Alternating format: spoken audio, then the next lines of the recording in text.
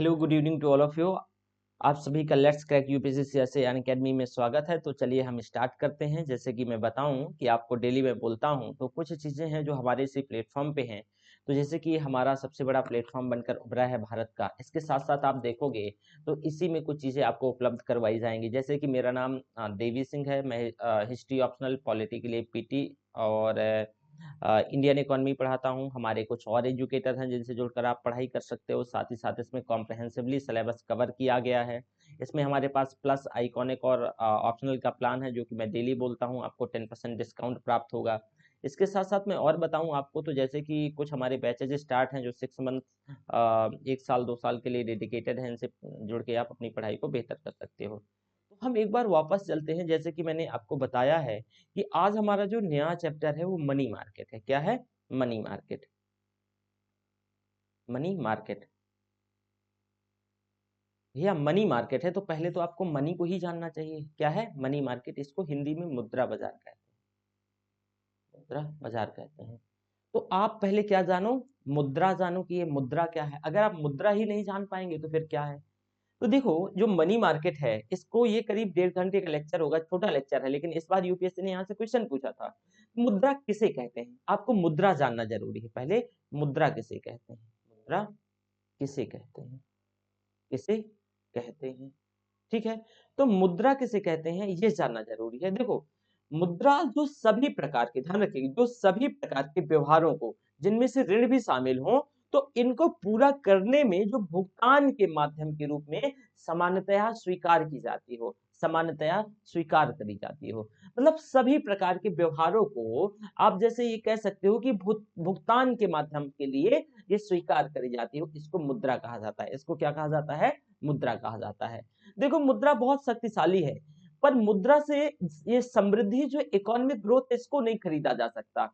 अगर ऐसा होता तो जो बैंक है, आरबीआई है, वो खूब मुद्रा छापकर और इकोनॉमिक ग्रोथ को, यानी आर्थिक समृद्धि को क्या करके, खरीद करके और गरीबी मिटा देता।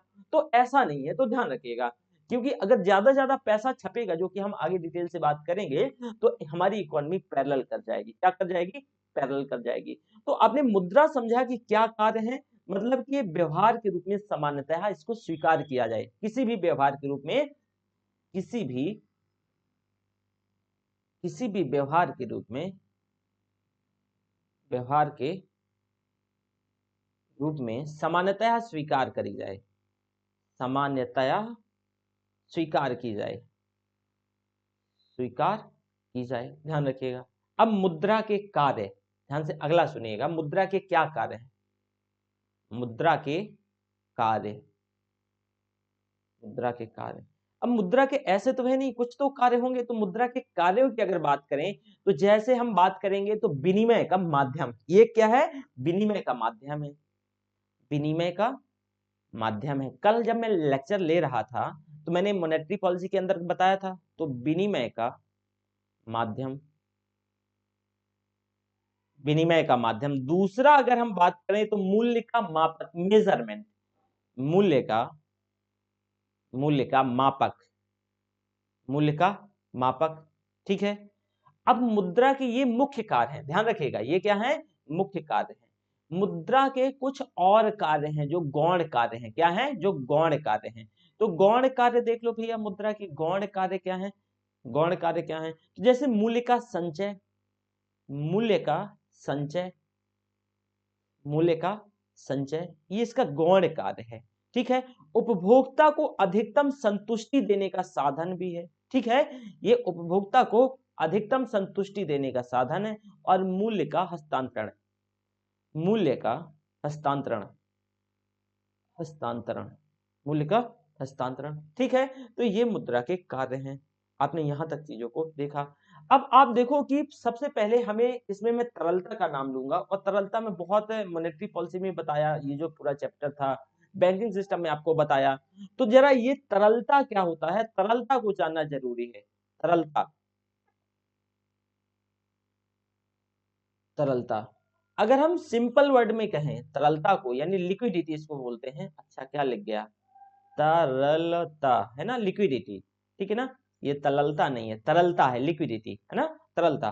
तो देखो अगर हम सरल शब्दों में कहें तो तरलता से अभिप्राय क्या है, तरलता से तात्पर्य क्या है, किसी भी परिसंपत्ति को बिना किसी कठिनाई के, बिना किसी विलंब के या बिना किसी क्षति के नगद मुद्रा में बदल देने की जो क्षमता है, इसी को तरलता कहते हैं, इसी को तरलता कहते हैं, ताकि इच्छा अनुसार व्यय अथवा निवेश किया जा सके और नगद मुद्रा जो होगी तो जो इसकी सर्वाधिक 100% तरलता होगी, 100% तरलता होगी।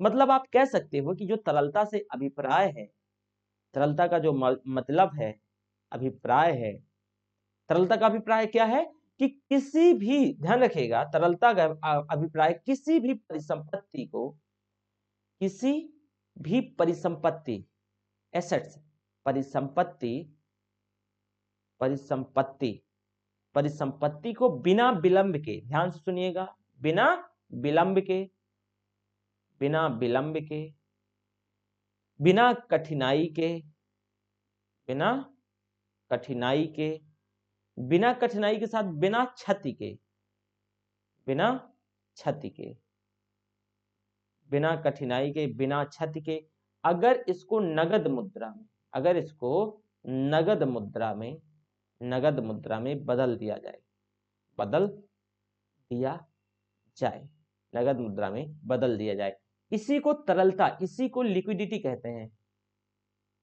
लिक्विडिटी कहते हैं, ध्यान रखिएगा। तो खूब शब्द बहुत स्टार्टिंग से यूज करता आया हूं, तो इसी को लिक्विडिटी कहा जाता है, ठीक है। तो किसी भी संपत्ति को बिना देरी के किसी में मतलब नगद में, कैश में कन्वर्ट करने की ही क्षमता तरलता है, ही क्षमता तरलता है। अब देखो मुद्रा और सन्निकट मुद्रा, यानी मुद्रा क्या है और सन्निकट मुद्रा। तो मुद्रा तो भैया मैंने बताया, अब सन्निकट मुद्रा देख लो।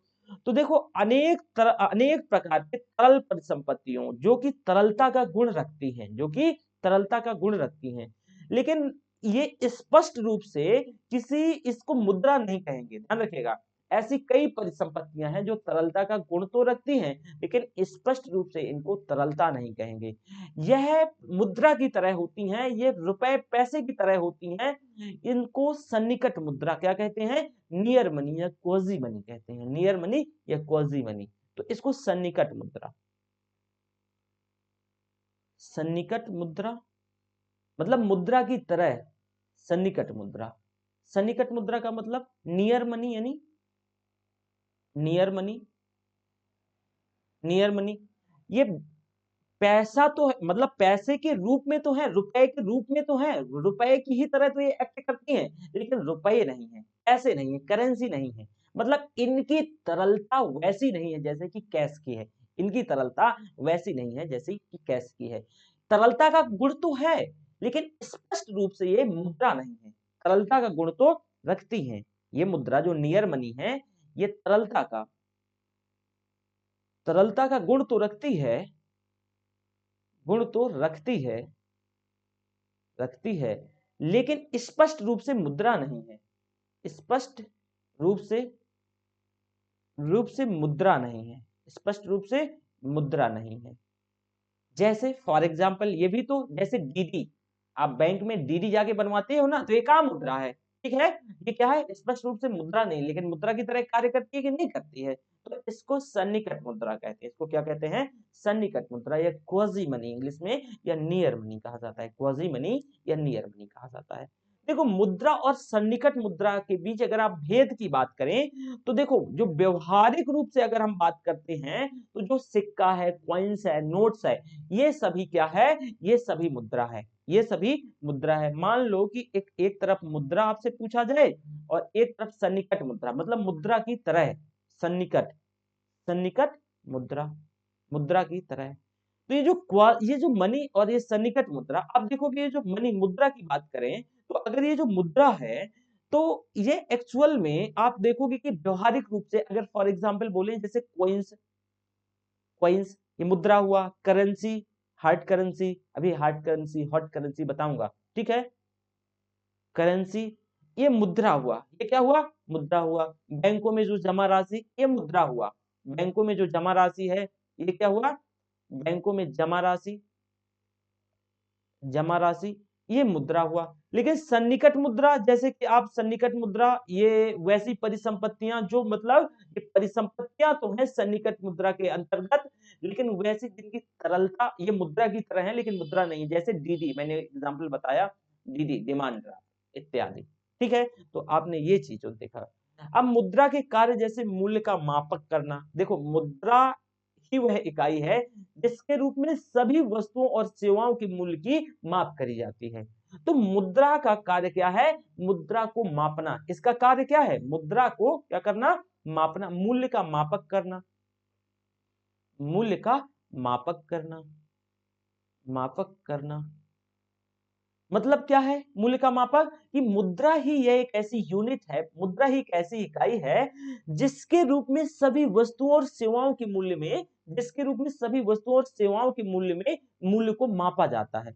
वस्तुओं और सेवाओं के मूल्य को, वस्तुएं और सेवाओं और सेवाओं के मूल्य को मापा जाता है, सेवाओं के मूल्य को मापा जाता है। ठीक है, अब इसका क्या माध्यम है? एक विनिमय का माध्यम है। मुद्रा विनिमय या भुगतान के माध्यम का भी कार्य करती है। मुद्रा क्या? विनिमय का माध्यम, विनिमय या भुगतान, ध्यान रखिएगा, विनिमय या भुगतान का भी काम करती है, भुगतान का भी कार्य करती है। ठीक है, अब जैसे कि स्थगित मुद्रा का एक और क्या कार्य होता है? जो स्थगित भुगतान होते हैं उनकी भी माप करना, उनकी भी मेजरमेंट करना। जैसे मुद्रा से भविष्य में होने वाले जो भुगतानों की इकाई का भी माप लिया जा सकता है, माप किया जा सकता है। तो ये सभी मुद्रा के कार्य हैं। अब जैसे मुद्रा का संचय, तो मुद्रा के संचय का मतलब क्या है? जो कि मैंने पिछले अभी 2 मिनट पहले बताया था। तो देखो मुद्रा यानी मूल्य का जो संचय है, मूल्य का संचय, मुद्रा का नहीं। तो मूल्य का संचय का मतलब है धन का संचय। जब मुद्रा को मूल्य की इकाई और भुगतान का माध्यम मान लिया जाता है तो यह सहज ही मूल्य के भंडार का कार्य करने लगती है। और जब ये कार्य करने लगती है तो इसमें जो होल्डर होगा, जो धारक होगा, तो धारक के पास क्रय शक्ति का भंडार होगा। और जब धारक के पास क्रय शक्ति का भंडार होगा तो जिसे जब वह चाहे वस्तु और सेवा खरीदने में खर्च कर सकेगा। अब इसी को मुद्रा संग्रह का सबसे सुविधाजनक और सबसे बेहतर साधन माना जाता है, सबसे सुविधाजनक और सबसे बेहतर साधन माना जाता है। साथ ही साथ ये जो मुद्रा है ये मूल्य हस्तांतरण का भी साधन है। मुद्रा, ये पूछा जा सकता है कभी भी, ध्यान रखिएगा, मुझे मनी मार्केट पढ़ाना है, मुद्रा बाजार, तो इस वजह से पहले मुद्रा के सारे कार्य बता रहा हूं। तो मूल्य हस्तांतरण का साधन है, यानी मुद्रा के माध्यम से कोई व्यक्ति किसी एक स्थान पर अपनी परिसंपत्ति बेचकर किसी अन्य स्थान पर संपत्ति खरीद सके। तो किसके माध्यम से? मुद्रा का प्रयोग करेगा तो मुद्रा हस्तांतरित होगी, मुद्रा ट्रांसफर होगी। ठीक है, अब साख का आधार भी है। मुद्रा यानी हस्तांतरण का साधन है, हस्तांतरण का साधन है। आप समझे ना कि अगर कोई व्यक्ति को संपत्ति एक जगह से दूसरी जगह लेना है तो साधन ही होगा ना, ठीक है ना? तो मुद्रा देगा और दूसरी जगह ले लेगा। सॉरी, साख का आधार, साख, क्रेडिट, साख का आधार भी है मुद्रा। मुद्रा देखो साख का आधार कैसे है? वर्तमान में साख पत्र जो क्रेडिट पत्र होते हैं, तो साख पत्र का प्रयोग मुद्रा की तरह होता है। जो साख पत्र जो क्रेडिट होता है ये मुद्रा की तरह होता है। तो मुद्रा के आधार पर ही साख पत्रों को जारी किया जाता है। साख पत्रों में जैसे कि डीडी हो गया, डिमांड ड्राफ्ट हो गया, चेक हो गया, बिल हो गया, एक्सचेंज बिल हो गया, ये सारी चीज। ठीक है, अब मुद्रा के प्रकार देख लो। आपने ये तो देखा, अब मुद्रा के प्रकार देखना है। अभी हमारा चैप्टर स्टार्ट नहीं हुआ है, मनी मार्केट, ये सारी चीजें, ये बेसिक्स हैं, ये पता होनी चाहिए तभी आप वहां समझ पाओगे। क्योंकि जब मैं ये सारी चीजों का टर्म्स का उपयोग करूंगा तो बार बार थोड़ी नहीं बताता रहूंगा। तो मुद्रा के प्रकार देखो, मैंने मुद्रा के कार्य बताया, मैंने मुद्रा बताया, मैंने मुद्रा की तरह दूसरी जो क्वाजी मुद्रा है, क्वाजी मनी है, जिसको मुद्रा की तरह, उसको सन्निकट मुद्रा। ठीक है, तो अब मुद्रा के प्रकार, मुद्रा के प्रकार, अब ये मुद्रा के प्रकार की अगर आप बात कर रहे हो तो मुद्रा के प्रकार को थोड़ा सा देख लो। देखो जैसे लेखा मुद्रा या वास्तविक मुद्रा, इसी को अकाउंटेंट मनी या फिर प्रॉपर मनी कहा जाता है। लेखा मुद्रा, नंबर 1 लेखा मुद्रा, लेखा मुद्रा। देखो लेखा मुद्रा वह मुद्रा है जिसके रूप में ऋण, ध्यान रखिएगा, जिसके रूप में ऋण, वस्तुओं का मूल्य और क्रय शक्ति व्यक्त किया जा सके। लेखा मुद्रा वह मुद्रा है जिसके रूप में ऋण यानी डेट, इसके रूप में ऋण, ऋण के साथ साथ वस्तुओं का मूल्य, वस्तुओं का मूल्य, वस्तुओं का मूल्य, वस्तुओं के मूल्य के साथ साथ क्रय शक्ति आदि को, क्रय शक्ति है ना, किसकी कितनी परचेजिंग पावर है मैं बताता हूं। देखो ऋण, तो मान लो अगर कैसे मुद्रा, जो लेखा मुद्रा क्या है, जो लेखा मुद्रा है अकाउंटिंग मनी की ऋण कितना ऋण है, ठीक है, तो ये लेखा मुद्रा हो गया। वस्तुओं का मूल्य जो मेंशन होता है, क्रय शक्ति, क्रय शक्ति लेखा मुद्रा से लिखा रहता है तभी तो पता चलता है ना, तो लेखा मुद्रा, ये सारी चीजों को क्या कहते हैं, लेखा मुद्रा कहते हैं। लेखा मुद्रा वह मुद्रा है जिसके रूप में ऋण को, वस्तुओं के मूल्य को, क्रय शक्ति को व्यक्त किया जाए तो उसको लेखा मुद्रा कहा जाता है। जैसे कि आप फॉर एग्जांपल अगर हम बात करते हैं जैसे कनाडा, ऑस्ट्रेलिया और सिंगापुर की, तो इन देशों में जो लेखा मुद्रा है, इन देशों की जो लेखा मुद्रा है वो डॉलर है। जैसे कनाडा, कनाडा, यूएसए और ऑस्ट्रेलिया, इसकी जो लेखा मुद्रा है वो क्या है, डॉलर है। अब जैसे हम बात करें पाकिस्तान, नेपाल, पाकिस्तान, नेपाल, ठीक है, इनकी जो लेखा मुद्रा है वो रुपया है, इसकी जो लेखा मुद्रा क्या है, रुपया है। तो मुद्रा के प्रकार को आपने देखा, ये क्या होता है, ये क्या क्या कह सकते हैं आप, लेखा मुद्रा, यानी ये एक प्रकार हुआ, ठीक है। अब अगला देखना है आपको, यानी वास्तविक मुद्रा, क्या देखना है, वास्तविक मुद्रा।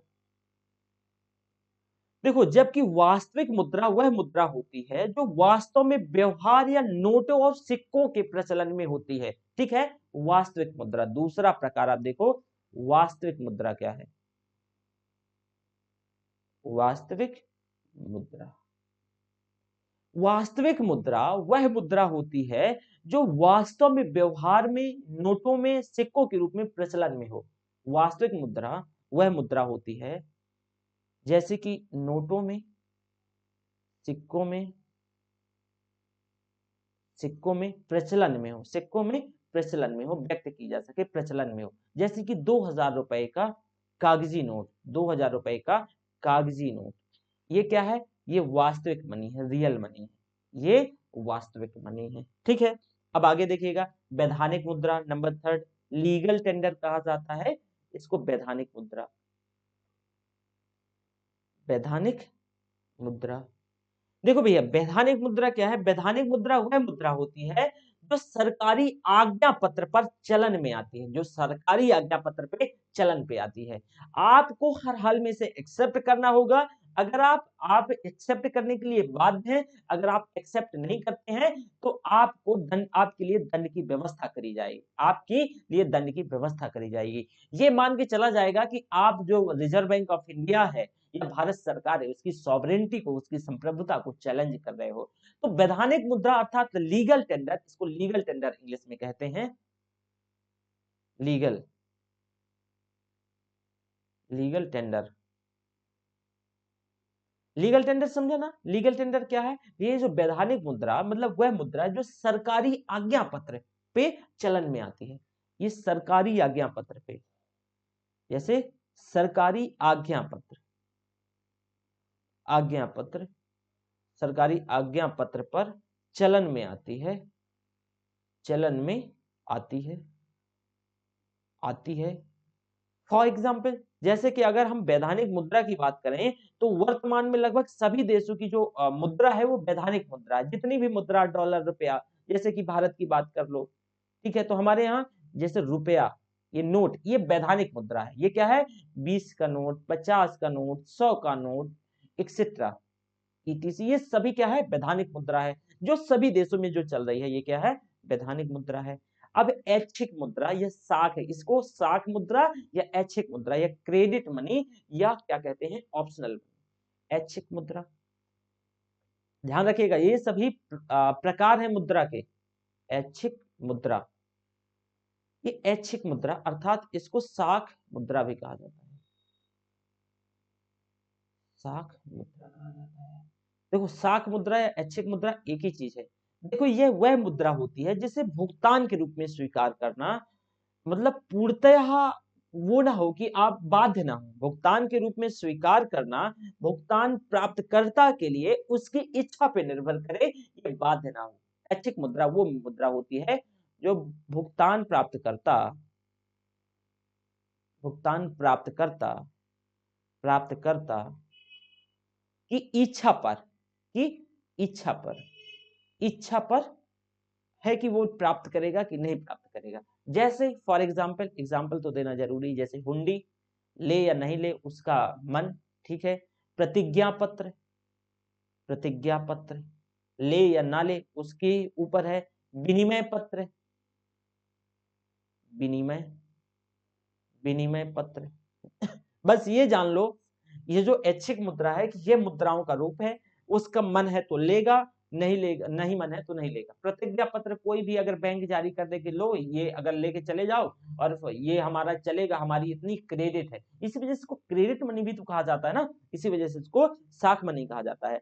ऐच्छिक मुद्रा को साख मुद्रा और तथा बैंकिंग मुद्रा भी कहा जाता है। इसी को बैंकिंग मुद्रा, क्योंकि बैंकिंग ही तो जैसे कोई भी पेपर है, हुंडी है या विनिमय पत्र है, बैंक जारी करता है, तो इस वजह से इसको साख मुद्रा, बैंकिंग मुद्रा या फिर आप कह सकते हो क्रेडिट मनी भी कहा जाता है। जैसे कि चेक, ध्यान रखिएगा, जैसे कि चेक, देखो ये प्रतिज्ञा पत्र ही तो है ना। चेक जो चेक कौन जारी करेगा, ये साख पे ही तो जारी होता है, बैंक जारी करता है, सॉरी बैंक इसे इशू करेगा, लेकिन किसी के साख पे तो होता है ना। जैसे डीडी हो गया, डिमांड ड्राफ्ट हो गया, बैंक ड्राफ्ट हो गया, ठीक है, हुंडी हो गया, विनिमय पत्र जैसे व्यापारियों की साख पर चलते हैं, तो ये साख उसकी क्रेडिट पे क्या करता है, डिपेंड करता है। अब सांकेतिक मुद्रा क्या है, अगला मुद्रा का प्रकार सांकेतिक।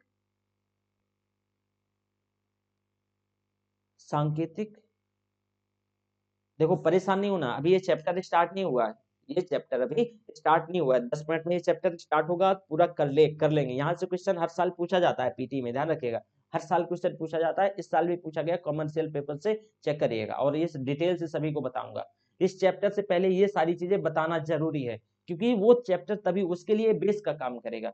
सांकेतिक मुद्रा, टोकन मनी जानते हैं, टोकन मनी, आप कहीं भी रेस्टोरेंट वगैरह में जाइए तो वहां टोकन एक दिया जाता है कि चले जाओ ये टोकन दे दो और फला जगह जो भी मन हो तो खा लो। ये टोकन संकेत, ये संकेतिक मुद्रा है, यह वैसी मुद्रा होती है जिसका आंतरिक धात्विक मूल्य और उसके अंकित मूल्य से हमेशा कम होगा। जिसपे अंकित जो धात्विक मूल्य होगा उसके हमेशा अंकित मूल्य से क्या होगा, कम होगा। जैसे अंकित मूल्य से कम होगा मतलब क्या है, टोकन, जैसे कि मान लो कि आपको टोकन दे दिया गया, ठीक है, टोकन दे दिया गया, टोकन में जितना लिखा है, टोकन में मान लो 20 लिखा है, एक्चुअल में इसका जो धात्विक मूल्य उसके अंकित मूल्य से क्या होगा, कम होगा। तो धात्विक मूल्य हो सकता है ये कागज का टुकड़ा हो तो इसका 1 रुपए भी वैल्यू ना हो, लेकिन ये लिखा कितना है, 20 रुपया, और बोले जाके इसे फला आदमी को दे दो तो आपको ये चीज दे देगा। संकेत है, एक टोकन, टोकन तो लिए हो गए हर जगह, वही टोकन की तो बात किया जा रहा है। आप कहीं भी जाते हो, अब जू में जाते हो तो आपको टोकन प्रोवाइड किया, वही तो टोकन है, यही तो है ना। तो उसमें जो कागज का टुकड़ा पकड़ा दिया जाता है और उस पर लिखा आपका मूल्य ज्यादा लिखा होता है ना, तो हमेशा ध्यान रखिएगा अंकित मूल्य जो लिखा हुआ जो प्रिंटेड मूल्य हमेशा ज्यादा होगा उसके धात्विक मूल्य से, और उसके जिस चीज का बना होगा, मान लो वो धातु का बना होता है तो धात्विक मूल्य, या कागज का बना होता है तो कागजी मूल्य, ठीक है। अगला होता है स्टैंडर्ड मनी, प्रमाणिक मुद्रा, जैसे कि इसमें टोकन समझे गए। अगला है प्रमाणिक मुद्रा सॉरी, प्रमाणिक मुद्रा, प्रमाणिक मुद्रा का मतलब क्या है, स्टैंडर्ड मुद्रा, यदि सिक्के का वास्तविक और अंकित मूल्य बराबर हो, ध्यान रखिएगा, यदि सिक्के का वास्तविक मूल्य और अंकित मूल्य बराबर हो, जैसे कि भारतीय सिक्के, तो ये क्या होता है, इनको प्रमाणिक मुद्रा कहते हैं, इनको प्रमाणिक मुद्रा कहते हैं। अंक, इसमें क्या होता है कि देखो अगर जैसे कोई आंतरिक और धात्विक मूल्य उसके अंकित मूल्य से कम होगा, इसमें से जो प्रमाणिक मुद्रा, जरा अच्छा मैंने इसे क्या उसे बता दिया था ना, प्रमाणिक, सॉरी ये थोड़ा सा डिस्टर्ब हुआ। प्रमाणिक मुद्रा, देखो प्रामाणिक मुद्रा ये वह मुद्रा है जिसका आंतरिक धात्विक मूल्य, जो धातु की बनी है, जो धातु की मान लो ये बनी है, तो धात्विक मूल्य उसके अंकित मूल्य से हमेशा कम होगा, उसके अंकित मूल्य से हमेशा कम होगा। मैं इन्फ्लेशन के दौरान आपको कुछ चीजें बताई थी, इन्फ्लेशन के दौरान आपको कुछ चीजें बताई थी कि जो ये कॉइन्स का साइज है ये छोटा होता जा रहा है मुद्रास्फीति अर्थात महंगाई की वजह से। मैंने आपको यहाँ बताया जो प्रमाणिक मुद्रा है, मैंने आपको कहा कि जो इसका धातु का मूल्य होगा, ध्यान रखिएगा, जो धातु का मूल्य होगा हमेशा कम होगा, हमेशा कम होगा, किससे? इसके लिखे हुए मूल्य से, लिखे हुए मूल्य से, मूल्य से। किसी भी देश का कॉइन्स, जैसे कि भारत का सिक्का, फॉर एग्जाम्पल भारत का सिक्का कॉइन्स, ये प्रमाणिक मुद्रा कहलाता है, स्टैंडर्ड मनी कहते हैं इसको, प्रमाणिक मुद्रा कहते हैं। क्योंकि देखो ऑब्वियस है, ये सारी चीज मैं इन्फ्लेशन में बता चुका हूं, लेकिन यहाँ जो बच्चे नए होंगे, इन्फ्लेशन चैप्टर नहीं पढ़ा होगा, तो उनके लिए तो बताना जरूरी है। देखो ये एक्चुअल में होता क्या है भाई, जरा इसको ध्यान में रखो। मैंने कहा इसके अंतर्गत जो मैंने आपको बताया कि जो प्रमाणिक मुद्रा है, ये जो धातु का बना होता है ना, तो हमेशा इसका धातु मूल्य अंकित मूल्य से, लिखे हुए मूल्य से कम होगा। क्यों? क्योंकि अगर ऐसा नहीं होगा, अगर इसका जस्ट अपोजिट हो जाए कि धातु का मूल्य अधिक हो और लिखे हुए मूल्य लिखा हुआ मूल्य कम हो, तो इसकी ब्लैक मार्केटिंग होने लगी। ये सरकार, वो जो लोग हैं, व्यापारी या कोई बिचौलिया या कोई भी लोग, इसको गला करके धातु के रूप में मार्केट में सेल करने लगेगा। तो एक्चुअल में यही कारण है, इसका जो साइज है, हमेशा साइज लगातार पिछले 10 सालों से देख रहे होंगे, 1 रुपए का कॉइन जो होता है, 1 रुपए का सिक्का, तो धीरे धीरे धीरे धीरे उसका साइज कम होता जा रहा है। क्यों? क्योंकि महंगाई के चलते उसकी धातु का रेट बढ़ रहा है ना, तो उसमें रुपया, जो 1 रुपया लिखा है, तो उससे ज्यादा ना निकल जाए, इस वजह से ये होता है। तो प्रमाणिक मुद्रा आपने समझा। प्लास्टिक मनी, प्लास्टिक मनी क्या है? जो क्रेडिट कार्ड, डेबिट कार्ड आज सुने होंगे, आजकल खूब सुनते होंगे।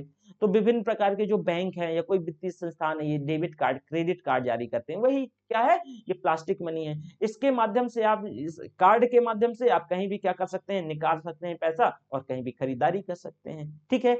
अब नजदीकी मनी, नियर मनी बता चुका हूँ, सन्निकट मुद्रा कहते हैं। नियर मनी, सन्निकट मुद्रा, ये मुद्रा तो है, सॉरी, ये मुद्रा तो है, लेकिन मुद्रा एकदम स्पष्ट रूप से मुद्रा नहीं, जैसे कि डीडी वगैरह या कोई भी चीज, आप जैसे सोना चांदी भी मुद्रा तो है, लेकिन स्पष्ट रूप से कोई मुद्रा की तरह है। ठीक है। अब हॉट करेंसी, हॉट और हार्ड दोनों सुनिएगा। Hot, hot money, hot money, देखो ये गर्म मुद्रा इसको बोला जाता है, गर्म मुद्रा। हॉट करेंसी या गर्म मुद्रा क्या है? उस मुद्रा को हॉट मनी या उस करेंसी को हॉट मनी कहा जाता है जिसमें वित्तीय बाजार में जो शीघ्र पलायन करने की क्षमता हो, जो टेंडेंसी हो, जो कोई मार्केट में वो बहुत जल्दी पलायन करे, बहुत जल्दी मूवमेंट हो, बहुत जल्दी उसका मतलब वो माइग्रेट कर जाए, पलायन कर जाए, इधर से उधर मूव कर जाए। शेयर, याद है? शेयर, शेयर अभी बताऊंगा, शेयर मार्केट पढ़ा है नहीं? शेयर देखो भैया क्या होता है कि शेयर इतना जल्दी इधर उधर होता है। अभी मेरे पास है, अभी मान लो कोई शेयर, 100 शेयर मेरे पास है, मुझे रेट मिल रहा है, तो मैंने दूसरे को बेच दिया, दूसरे को रेट मिला, बी को रेट मिला, मैं मान लो ए हूं, बी को मिला रेट, सी को बेच दिया, इसको मिला, डी को बेच दिया। हो सकता है 1 घंटे में 100 लोगों के बीच में घूम जाए। तो ये हॉट मनी है, ये रुकता नहीं है। जैसे कि समोसा ना, आप देखो हाथ में समोसा तो रुकता नहीं है, तो एक हाथ से दूसरे हाथ, इसका कॉन्सेप्ट एक्चुअल में यही से हॉट मनी इस वजह से लाया गया। तो एक हाथ से आप क्या करते हैं, समोसे को अगर गर्म होता है तो एक हाथ से दूसरे हाथ में उसे वो करते रहते हैं, मतलब उछालते रहते हैं। यही हॉट करेंसी, हॉट मनी का क्या है? उदाहरण है कि एक हाथ में ये रुकती ही नहीं है, एक हाथ में ये रुकती नहीं, एक हाथ से दूसरे, दूसरे से तीसरे, तीसरे से चौथे हाथ में। ठीक है। इसका पलायन, ये बहुत ज्यादा पलायित करती है। ठीक है। अब अगला होता है हार्ड, ये हॉट है। मैं अगला जो बताने वाला हूं वो हार्ड करेंसी या सॉफ्ट करेंसी, हार्ड करेंसी या सॉफ्ट करेंसी। इसको दुर्लभ, हार्ड करेंसी, और सॉफ्ट यानी सुलभ, दुर्लभ और दुर्लभ और सुलभ, सुलभ मुद्रा, दोनों अलग अलग है मुद्रा। इसको हार्ड, हार्ड करेंसी भैया, और इसको सॉफ्ट, इसको सॉफ्ट करेंसी, इसको हार्ड और सॉफ्ट। देखो विश्व बाजार में जिस देश की मुद्रा की आपूर्ति की अपेक्षा जो सप्लाई है, मांग अधिक हो जाए, मांग अधिक हो जाए, जैसे मान लो डॉलर है, तो विश्व बाजार में डॉलर सप्लाई कम हो, क्या हो? सप्लाई कम हो और मांग ज्यादा हो, सप्लाई कम हो, मांग ज्यादा हो, तो इसको क्या कहेंगे? Hard currency. दुर्लभ है मिलने में, दुर्लभ है मिलने में, इसको जल्दी नहीं पाया जा सकता, दुर्लभ है, तो इसको हार्ड करेंसी कहेंगे। क्या कहेंगे? Hard, HARD, hard currency. ठीक है। इसी का जस्ट अपोजिट, कि मान लो किसी भी चीज की सप्लाई खूब ज्यादा है, खूब बम्बार्डमेंट हो रहा है, ठीक है, लेकिन मांग बहुत कम है, मांग इसकी बहुत कम है। तो इसी को क्या कहेंगे, सॉफ्ट मनी कहेंगे, इसी को सॉफ्ट मनी। ये बहुत आसानी से उपलब्ध है, सुलभ मनी है, बहुत आसानी से आपके पास उपलब्ध है। शासन मनी जानते हैं, ये किसी भी जैसे कि कॉन्ट्रैक्ट होता है तो उसके लिए मतलब उसकी एक प्रकार की सिक्योरिटी रखी जाती है। आप जब बच्चे का एडमिशन करवाने या किसी भाई का एडमिशन, बहन का एडमिशन करवाने, तो स्कूल वाले बोलते हैं कि एडमिशन में 50,000 लगेगा तो 10,000 तो कॉशन मनी है, वही कॉशन मनी है। किसी भी कॉन्ट्रैक्ट यानी जो संविदा है उस दायित्व को पूरा करने के लिए एक जमानत के रूप में रखी जाती है, जमानत के तौर पे रखी जाती है, इसी को कॉशन मनी कहते हैं। क्या कहते हैं, कॉशन मनी, कॉशन मनी यानी जमानत के तौर पे रखी जाने वाली, कॉशन मनी जमानत के तौर पर, कॉशन मनी जमानत की तौर पे रखने वाली, जमानत के तौर पे रखी जाने वाली मनी, कॉशन मनी। अब मेटेलिक मनी यानी धातु मुद्रा, देखो धातु से जो बनी मुद्राओं को, जो धातु से बनी होती है, इनको धातु मुद्रा कहते हैं, बहुत सिंपल है। ठीक है, तो धातु मुद्रा भी आपने देख लिया। तो अब आपने कागजी मुद्रा, जो कागजी मुद्रा देखो ये एक विशेष किस्म के कागज पे बनी होती है, जैसे कि, और इसमें एक प्रतिज्ञा पत्र, इसमें वादा लिखा रहता है, इसमें वादा लिखा रहता है। भारत की नोट उठा के देखो कोई भी, उसपे लिखा रहता है मैं धारक को, ऐसे लिखा रहता है। यही तो वादा है, यही तो प्रतिज्ञा पत्र है। इसको क्या कहते हैं, कागजी मनी कहा जाता है, कागजी मनी।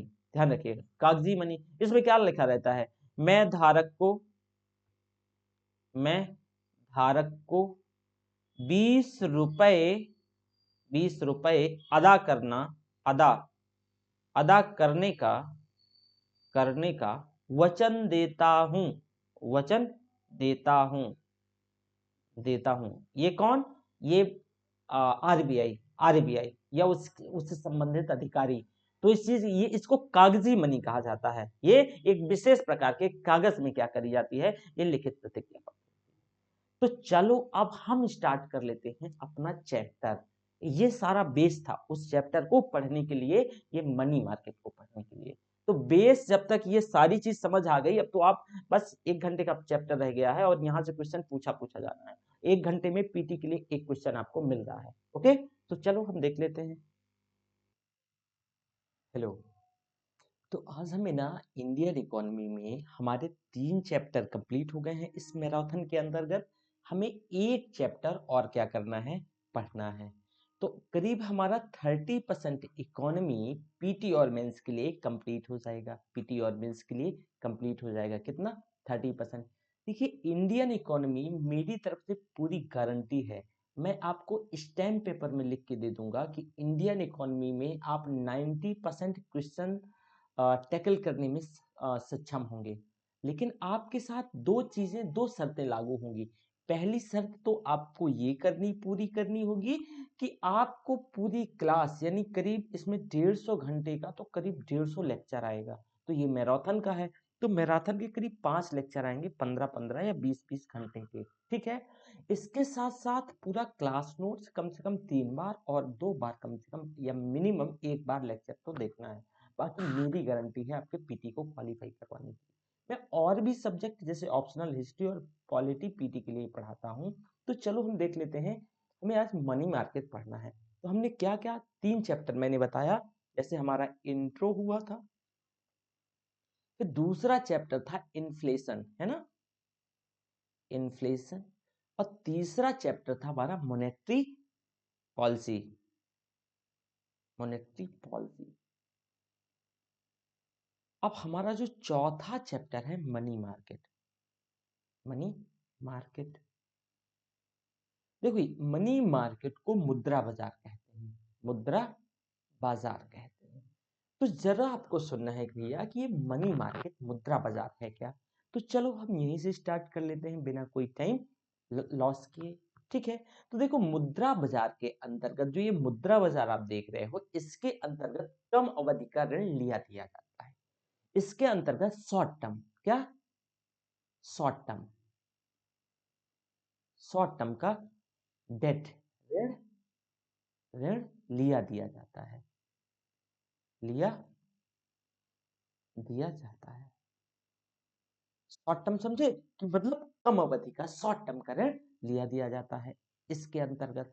तो भाई मुद्रा बाजार के अंतर्गत अगर शॉर्ट टर्म का ऋण लिया दिया जाता है तो किनके बीच लिया दिया जाता है? ऐसा तो होगा नहीं, तो इसके कोई ना कोई पार्टिसिपेंट्स होंगे, कोई ना कोई इसके भागीदार होंगे। तो इसके अंतर्गत कौन कौन भागीदार होंगे, किन किन के बीच ऋण लिया दिया जाएगा, ये जानना पहले जरूरी हो जाता है।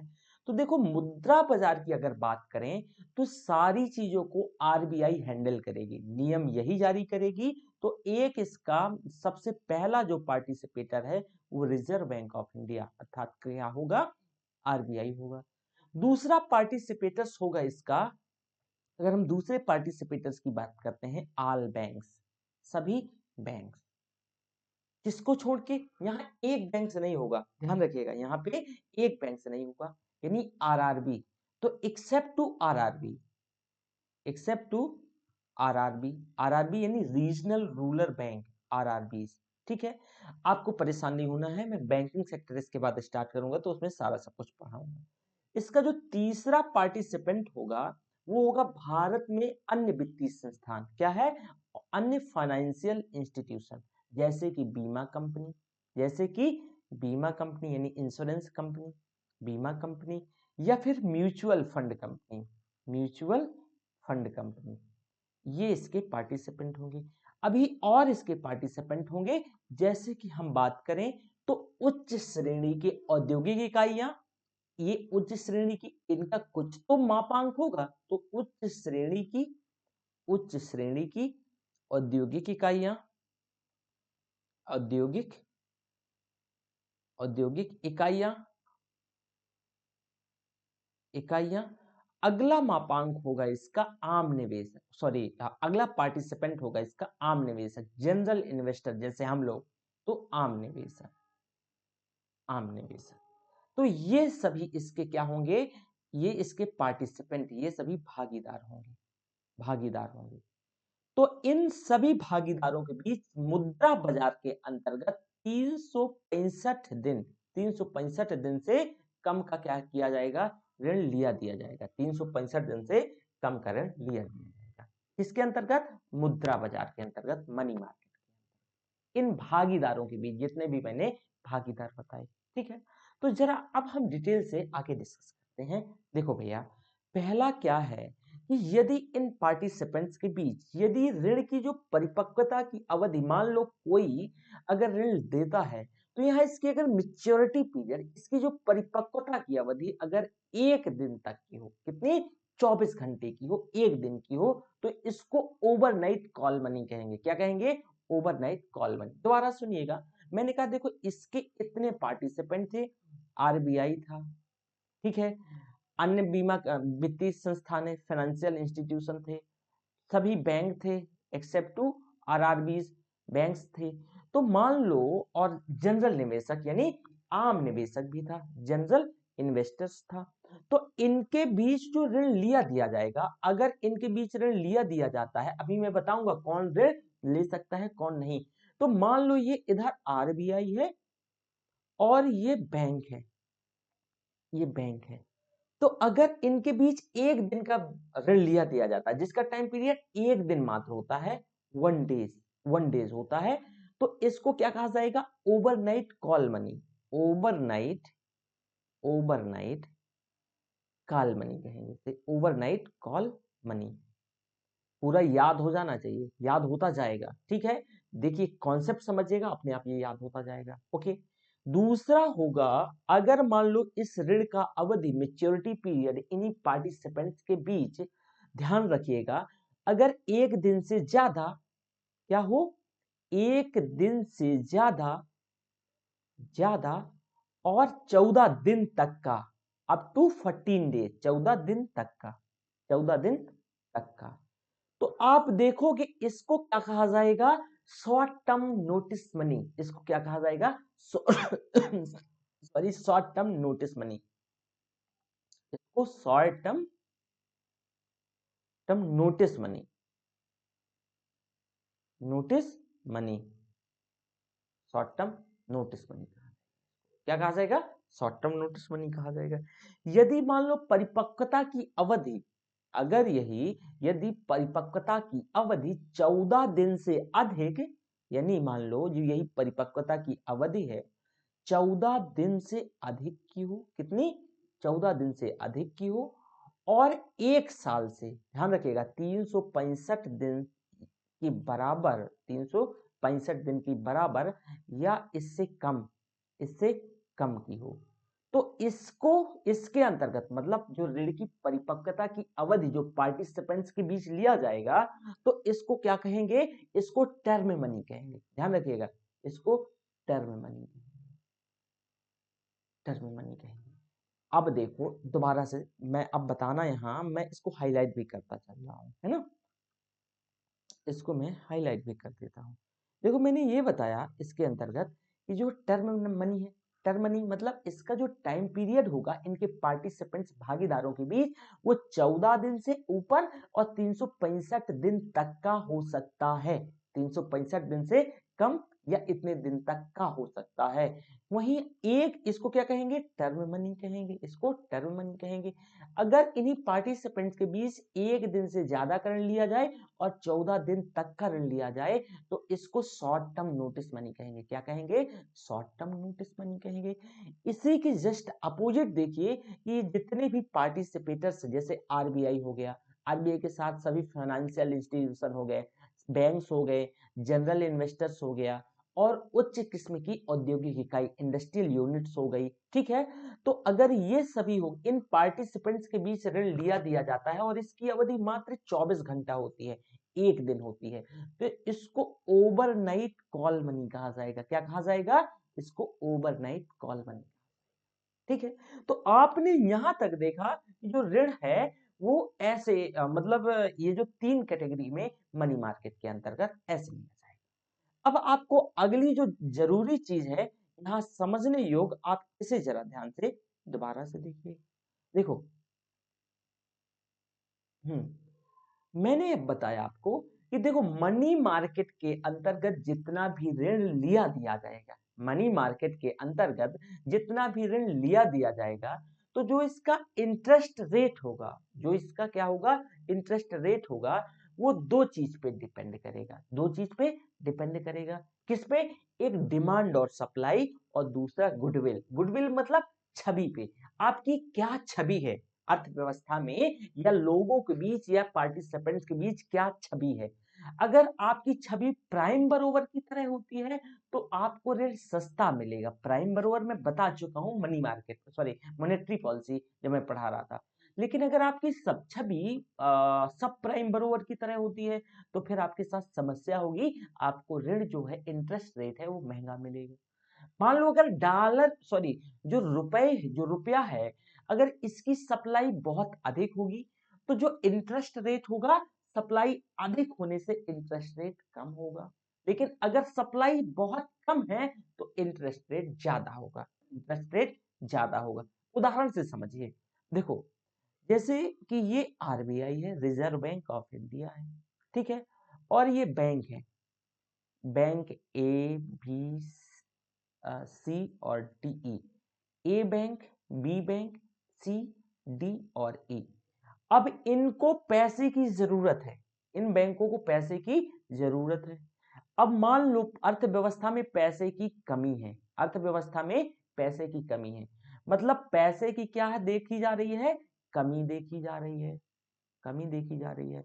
तो मैंने क्या बताया, जब पैसे की कमी होगी तो इंटरेस्ट रेट, कमी का मतलब सप्लाई कम है, कमी का मतलब सप्लाई कम है, सप्लाई कम है, तो इंटरेस्ट रेट, यानी आईआर लिख रहा हूं तो इंटरनेशनल रिलेशन मत समझ लीजिएगा, यानी ब्याज दर। यहां सप्लाई अगर कम होगी तो ब्याज दर ज्यादा होगा। आरबीआई जब इनसे पैसा इनको देगी तो आरबीआई ज्यादा ब्याज दर को क्या करेगी, चार्ज करेगी, इंटरेस्ट रेट ज्यादा। इसके जस्ट उल्टा स्थिति देख लीजिएगा कि मान लो कि इधर साइड इसके जस्ट उल्टा ये आरबीआई है और ये बैंक ए है, तो इस बैंक को, और मान लो कि दूसरे बैंक से भी ये पैसा ले सकते हैं, बैंक बी है इधर, इधर कुछ है म्यूचुअल फंड कंपनी है, म्यूचुअल फंड कंपनी है, तो ये आरबीआई हो गया, ये बैंक हो गया, ये म्यूचुअल फंड कंपनी हो गई, म्यूचुअल फंड कंपनी हो गई, ध्यान से सुनिएगा। और ये क्या है, जो ए ये बैंक है, तो देने वाले इसको बहुत ज्यादा है, मतलब सप्लाई खूब ज्यादा है, यहाँ सप्लाई की कमी नहीं है, सप्लाई खूब ज्यादा है, ठीक है। यानी जो मांग यहाँ कम है और सप्लाई ज्यादा है, तो जब मांग कम होगी सप्लाई ज्यादा होगी तो इंटरेस्ट रेट क्या होगा, सस्ता होगा। मांग क्या होगी, यहाँ ध्यान रखिएगा, मांग मांग कम है, ये एक ही व्यक्ति मांग रहा है, सप्लाई ज्यादा है, मांग कम है और सप्लाई ज्यादा है, जो सप्लाई ज्यादा है, तो इंटरेस्ट रेट क्या होगा, इंटरेस्ट रेट जो इंटरेस्ट रेट है मांग कम होने पे और सप्लाई ज्यादा होने पे कम होगी, इंटरेस्ट रेट क्या होगी, कम होगी, ठीक है ना, इंटरेस्ट रेट कम होगी। इसके जस्ट में अपोजिट स्थिति बताया था ना कि यहाँ पे इंटरेस्ट रेट ज्यादा होगा, क्यों, क्योंकि यहाँ देखो मांग की कमी है, मांग की पैसे की कमी है, तो इस वजह से इंटरेस्ट रेट ज्यादा होगा। तो आपने ये सारी चीजें देखा। अब मैंने एक गुडविल का किस्सा आपको बताया, छवि का किस्सा बताया। छवि कोई लड़की नहीं है, ध्यान रखिएगा, छवि कोई लड़की नहीं है। छवि का किस्सा क्या है भैया, जो छवि है मतलब आपकी गुडविल, आपकी क्रेडिट। आप मान लो कि आपकी क्रेडिट, आप कोई जॉब करते हो, आपका एक इनकम का निश्चित सोर्स है, तो बैंक पकड़ पकड़ के लेके जाएंगे, या मतलब हालांकि यहाँ आपको पैसा मिलेगा नहीं, इसके अंतर्गत बस मैं छवि की बता रहा हूँ, छवि का एक एग्जांपल पेश कर रहा हूँ।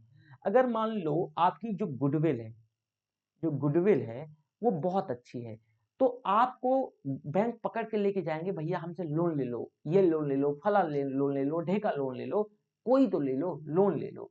तो जब छवि अच्छी होगी तो आपको जो ब्याज दर है, इंटरेस्ट रेट है, वो क्या होगा, सस्ता होगा। लेकिन कब, छवि जब अच्छी होगी, छवि जब अच्छी होगी तब। अगर मान लो गुडविल आपकी पुअर है, खराब है, तो इंटरेस्ट रेट महंगा होगा, इंटरेस्ट रेट महंगा होगा, ध्यान रखिएगा। तो ये जो मुद्रा बाजार के अंतर्गत छवि और छवि के साथ साथ इसमें से डिमांड और सप्लाई का रूल लागू होता है, डिमांड और सप्लाई का। मनी मार्केट में ऋण प्राप्त करने के लिए किसी भी प्रकार की संपत्ति को गिरवी नहीं रखा जाता है। ध्यान करो, और आपको क्वेश्चन पूछना चाहिए कि सर ये बता दो कि ओवरनाइट रेपो के अंतर्गत, सॉरी ओवरनाइट जो आपने बताया, जो ओवरनाइट डेट है, जो ओवरनाइट मनी है, तो इसके अंतर्गत तो ऑलरेडी रेपो रेट में भी मिल रहा था, तो फिर वहीं से बैंक उठा लेंगे। अरे भैया वहां ध्यान करिए, जब बैंक आरबीआई के पास जाते थे ना, तो ओवरनाइट रेपो रेट के अंतर्गत 24 घंटे के लिए पैसा मिल तो जाता था, लेकिन उसमें लिमिटेशंस थे। लिमिटेशंस क्या था कि आपको एक निश्चित हिस्सा आपके एनडीटीएल का 0.25% से ज्यादा नहीं मिलेगा, साथ में वहां संपत्ति गिरवी रखनी पड़ेगी। लेकिन मनी मार्केट के अंतर्गत कोई संपत्ति गिरवी नहीं रखनी पड़ती, कोई संपत्ति गिरवी नहीं रखनी पड़ती, गिरवी नहीं रखनी पड़ती है, ध्यान रखिएगा, कोई संपत्ति गिरवी नहीं रखनी पड़ती है, ठीक है। जो इसके पार्टिसिपेंट्स होते हैं वो एक दूसरे को ऋण लेते हैं। अब मनी मार्केट के लिए जो नियम है, अगला जो मनी मार्केट है, मनी मार्केट, मनी मार्केट के लिए जो नियम है वो आरबीआई बनाती है, रिजर्व बैंक ऑफ इंडिया बनाता है। कौन बनाता है, नियम आरबीआई बनाता है। यह कहा जा सकता है कि आरबीआई यानी जो मनी मार्केट को कंट्रोल भी करते हैं, क्योंकि नियम बनाएगी, ये सुप्रीम है, तो अभी ये कंट्रोल भी करेगी, क्या करेगी, कंट्रोल भी करेगी। तो इन सभी भागीदारों में जो किसी भी भागीदार को जब भी पैसे की जरूरत पड़ेगी, तो अपना कम अवधि के लिए इन्हीं पार्टिसिपेंट से, इन्हीं भागीदारों से, जो कि मैं 5-6 भागीदार बताया आपको, इन्हीं से ऋण लिया दिया जाएगा, इन्हीं से ऋण लिया दिया जाएगा। लेकिन एक शर्त या एक अपवाद है कि आरबीआई, ध्यान रखिएगा, आरबीआई सभी के साथ डायरेक्ट जुड़ी होगी, सिर्फ 2 लोगों को छोड़कर। ये तो उच्च श्रेणी की कोई कंपनी के साथ डायरेक्ट लेन देन नहीं करेगी, और न ही आम निवेशक अर्थात जनरल इन्वेस्टर के साथ कोई डायरेक्टली प्रत्यक्ष तौर से लेन देन नहीं करेगी। जैसे कि मैंने बोला कि आरबीआई यहाँ बॉस है, आरबीआई यहाँ बॉस है, नियम यही बनाती है, तो बैंक से ये डायरेक्ट लेन देन कर सकती है, ठीक है। Mutual fund company, other finance, जो अदर फाइनेंस इंस्टीट्यूशन है, इनसे भी डायरेक्ट लेन देन कर सकती है। लेकिन 2 लोगों से, एक जनरल इन्वेस्टर और इसके साथ साथ जो दूसरे हैं जनरल इन्वेस्टर्स के साथ, मैंने क्या बताया था कि जो उच्च श्रेणी के उद्यम है, ठीक है, हाई जो उच्च श्रेणी के जो उद्यम है, ठीक है, तो वैसी इंडस्ट्री को भी डायरेक्टली आरबीआई कोई ऋण नहीं देगी, कोई ऋण नहीं देगी, ठीक है। अब दूसरा इसमें से कंडीशन सुनिएगा, देखो जो आम निवेशक है, ये व्यक्ति जो जनरल इन्वेस्टर्स है, आम निवेशक है, तो यह मुद्रा बाजार से, मनी मार्केट से अपने सभी पार्टिसिपेंट्स को ऋण दे सकता है, ऋण दे सकता है एक्सेप्ट टू आरबीआई, बल्कि ये ऋण यहां से प्राप्त नहीं कर सकता। तो यहां से यह ऋण प्राप्त नहीं करेगा, बल्कि यहां ये ऋण दे देगा, बल्कि यहां ये ऋण दे सकता है, बात ध्यान रखिएगा। तो अब ऋण लेने या देने के लिए कुछ तो उपयोग में लाया जाता होगा कि ऐसे मन कर गया तो ऋण, तो इसके लिए कुछ उपकरण होंगे, कुछ टूल होंगे, कुछ इंस्ट्रूमेंट होंगे। तो जरा इन इंस्ट्रूमेंट को देख लो कि इसके अंतर्गत किन किन इंस्ट्रूमेंट का प्रयोग किया जाता है, ठीक है। तो देखो मुद्रा बाजार के अंतर्गत 3 इंस्ट्रूमेंट का प्रयोग किया जाता है। एक government security in the form of bill, government security in the form of bill, मतलब सरकारी प्रतिभूतियां जो बिल के रूप में। अब आप यहाँ कुछ सामान्य दिमाग लगाना चाहिए, मैंने आपको कहीं बताया होगा कि भैया जो प्रतिभूतियां होती हैं वो 2 प्रकार की होती हैं, एक बिल के रूप में होता है, एक बॉन्ड के रूप में होता है। जो प्रतिभूतियां हैं, प्रतिभूति मतलब सिक्योरिटी, जो प्रतिभूतियां हैं ये 2 प्रकार की होती हैं, एक बिल के रूप में होती है, दूसरी बॉन्ड के रूप में होती है, दूसरी बॉन्ड के रूप में। बिल के रूप में वो सिक्योरिटी जो 365 दिन से कम की इनकी मेच्योरिटी पीरियड होता है, इनको बिल कहा जाता है, और जो 365 दिन से अधिक का मेच्योरिटी पीरियड होता है, इनको बॉन्ड कहा जाता है, इनको बॉन्ड कहा जाता है। तो देखो यहाँ जो प्रतिभूतियां होंगी, जो ये मतलब है पैसे को, देखो उपकरण है ये, इनके माध्यम से पैसा लिया दिया जा सकेगा। तो प्रतिभूतियां, तो ये सरकारी प्रतिभूतियां गवर्नमेंट सिक्योरिटीज बिल के फॉर्म में, बिल के रूप में होंगी, किसके, बिल के रूप में। इस बार यूपीएससी ने क्वेश्चन पूछा था सर्टिफिकेट ऑफ डिपॉजिट और कॉमर्शियल पेपर से, जो कि मैं बताने वाला हूं। यूपीएससी 2020 में पीटी में क्वेश्चन पूछा था, चेक कर लीजिएगा। तो certificate of deposit, certificate certificate of deposit, deposit, ठीक है, इस ये एक टूल्स होगा। दूसरा जो अर्थात तीसरा टूल्स होगा, आप देखोगे इसको कॉमर्शियल पेपर कहते हैं। क्या कहते हैं, कॉमर्शियल पेपर, इंग्लिश हिंदी में इसको वाणिज्यिक पत्र कहते हैं, वाणिज्यिक, वाणिज्यिक पत्र कहते हैं। अब तीनों ये टूल्स को ध्यान रखेगा, इन्हीं टूल्स का प्रयोग करके ऋण को लिया दिया जाएगा इस क्षेत्र में, मनी मार्केट के अंतर्गत। तो मैंने तीनों टूल्स बताया, इसको जमा प्रमाण पत्र हिंदी में कहते हैं, दूसरे नंबर को जमा प्रमाण पत्र, प्रमाण पत्र कहा जाता है, ठीक है। तो ये सारी टूल्स का उपयोग किया जाएगा और इसमें पैसा लिया दिया जाएगा। तो चलो पहला हम टूल्स देखते हैं, government security in the form of bill, government security, government security,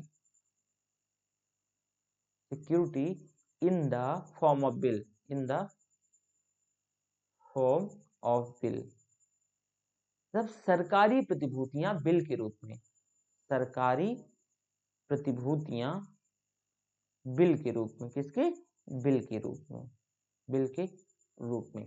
तो ये जो पहला उपकरण है, इस पहले उपकरण को जरा ध्यान से देखिएगा। देखो यदि सरकार को अपने तत्काल खर्चों के लिए, ध्यान रखिएगा, सरकार को अपने तत्काल खर्चों के लिए पैसे की जरूरत है, मान लो कोई योजना चलाना है, तो तत्काल, अगर तत्काल खर्चे को पूरा करने के लिए उनको पैसे की जरूरत है, तब वह जो पैसा है वो कहां से उठाएगी, मनी मार्केट से उठाएगी। अपने खर्चे को पूरा करने के लिए कम अवधि का ऋण लेगी, कम अवधि का ऋण लेगी। तो आरबीआई मनी मार्केट से ऋण उठाएगी, कहां से, आरबीआई मनी मार्केट से ऋण उठाएगी। अब ऋण प्राप्त करने के उद्देश्य से सरकारी प्रतिभूतियों का प्रयोग किया जाएगा। अब ऐसे तो है नहीं कि ऋण ले लेगी किसी से भी, तो ये सरकारी प्रतिभूतियां, ये कागज का टुकड़ा हुआ करती थी, लेकिन अब ये ई प्लेटफॉर्म मतलब इलेक्ट्रॉनिक रूप में जारी होती हैं, अब ये इलेक्ट्रॉनिक रूप में जारी होती हैं। तो अब इनका प्रयोग करके, मान लो सरकार है, सरकारी प्रतिभूतियों का कब कौन प्रयोग करेगा, सरकार। क्यों प्रयोग करेगी, इसको कम अवधि के लिए पैसे की जरूरत है, मान लो कोई योजना चलाना है, मान लो कोई, तो कम अवधि के लिए, अगर कम अवधि के खर्चे के लिए पैसे की जरूरत है, तो ये क्या जारी करेगी भैया, ये गवर्नमेंट सिक्योरिटी जारी करेगी, ठीक है, अगर कम अवधि के लिए इसको पैसे की जरूरत पड़ती है, ठीक है। तो ऋण प्राप्त करने के उद्देश्य से सरकारी प्रतिभूतियों जो गवर्नमेंट सिक्योरिटीज हैं इनको जारी किया जाएगा, इनको प्रयोग में लाया जाएगा। और यह सरकारी प्रतिभूतियां सरकार जारी करेगी, इन्हें सरकारी प्रतिभूतियां कहेंगे। क्या कहेंगे? सरकारी प्रतिभूतियां कहेंगे। आरबीआई इन्हें बैंक और फाइनेंशियल इंस्टीट्यूशन को बेचेगी। अब ये जो सरकार है बीच में आरबीआई को लेके आएगी, किसके? आरबीआई को, और आरबीआई से कहेगी कि हमारे लिए पैसा उठा लो। तो आरबीआई इन प्रतिभूतियों को किसे? बैंक को बेचेगी, और दूसरा अन्य फाइनेंशियल इंस्टीट्यूशन यानी दूसरे वित्तीय संस्थान, दूसरे वित्तीय संस्थानों को, दूसरे वित्तीय संस्थानों को आरबीआई भेजेगी और पैसा उठा लेगी। क्या करेगी? पैसा उठा लेगी। तो इसमें से कम अवधि का ऋण प्राप्त किया जाएगा। इसके बाद देखोगे कि इन जो प्रतिभूतियां हैं, गवर्नमेंट सिक्योरिटीज है, इनकी परिपक्वता की अवधि 365 दिन से ज्यादा की नहीं हो सकती, इससे कम की ही होगी, इनसे कम की ही होगी। तो इसको मनी मार्केट का क्या कहेंगे? उपकरण कहेंगे, इंस्ट्रूमेंट कहेंगे, इसको मनी मार्केट का इंस्ट्रूमेंट कहेंगे। तो बिल के रूप में जो प्रतिभूतियां जारी होंगी, तो वर्तमान में इनकी परिपक्वता की अवधि मान लो 90 डेज की हो सकती है, प्रतिभूतियां 90 दिनों की हो सकती हैं, ठीक है, 182 दिनों की हो सकती हैं, 182 दिनों की हो सकती हैं, और 364 दिन की हो सकती हैं। जो प्रतिभूतियां जारी करेंगी तो ऐसे प्रतिभूतियां जारी होती हैं। तो 91 दिनों की, 182 दिनों की और 364 दिनों की प्रतिभूतियां हो सकती हैं, ठीक है।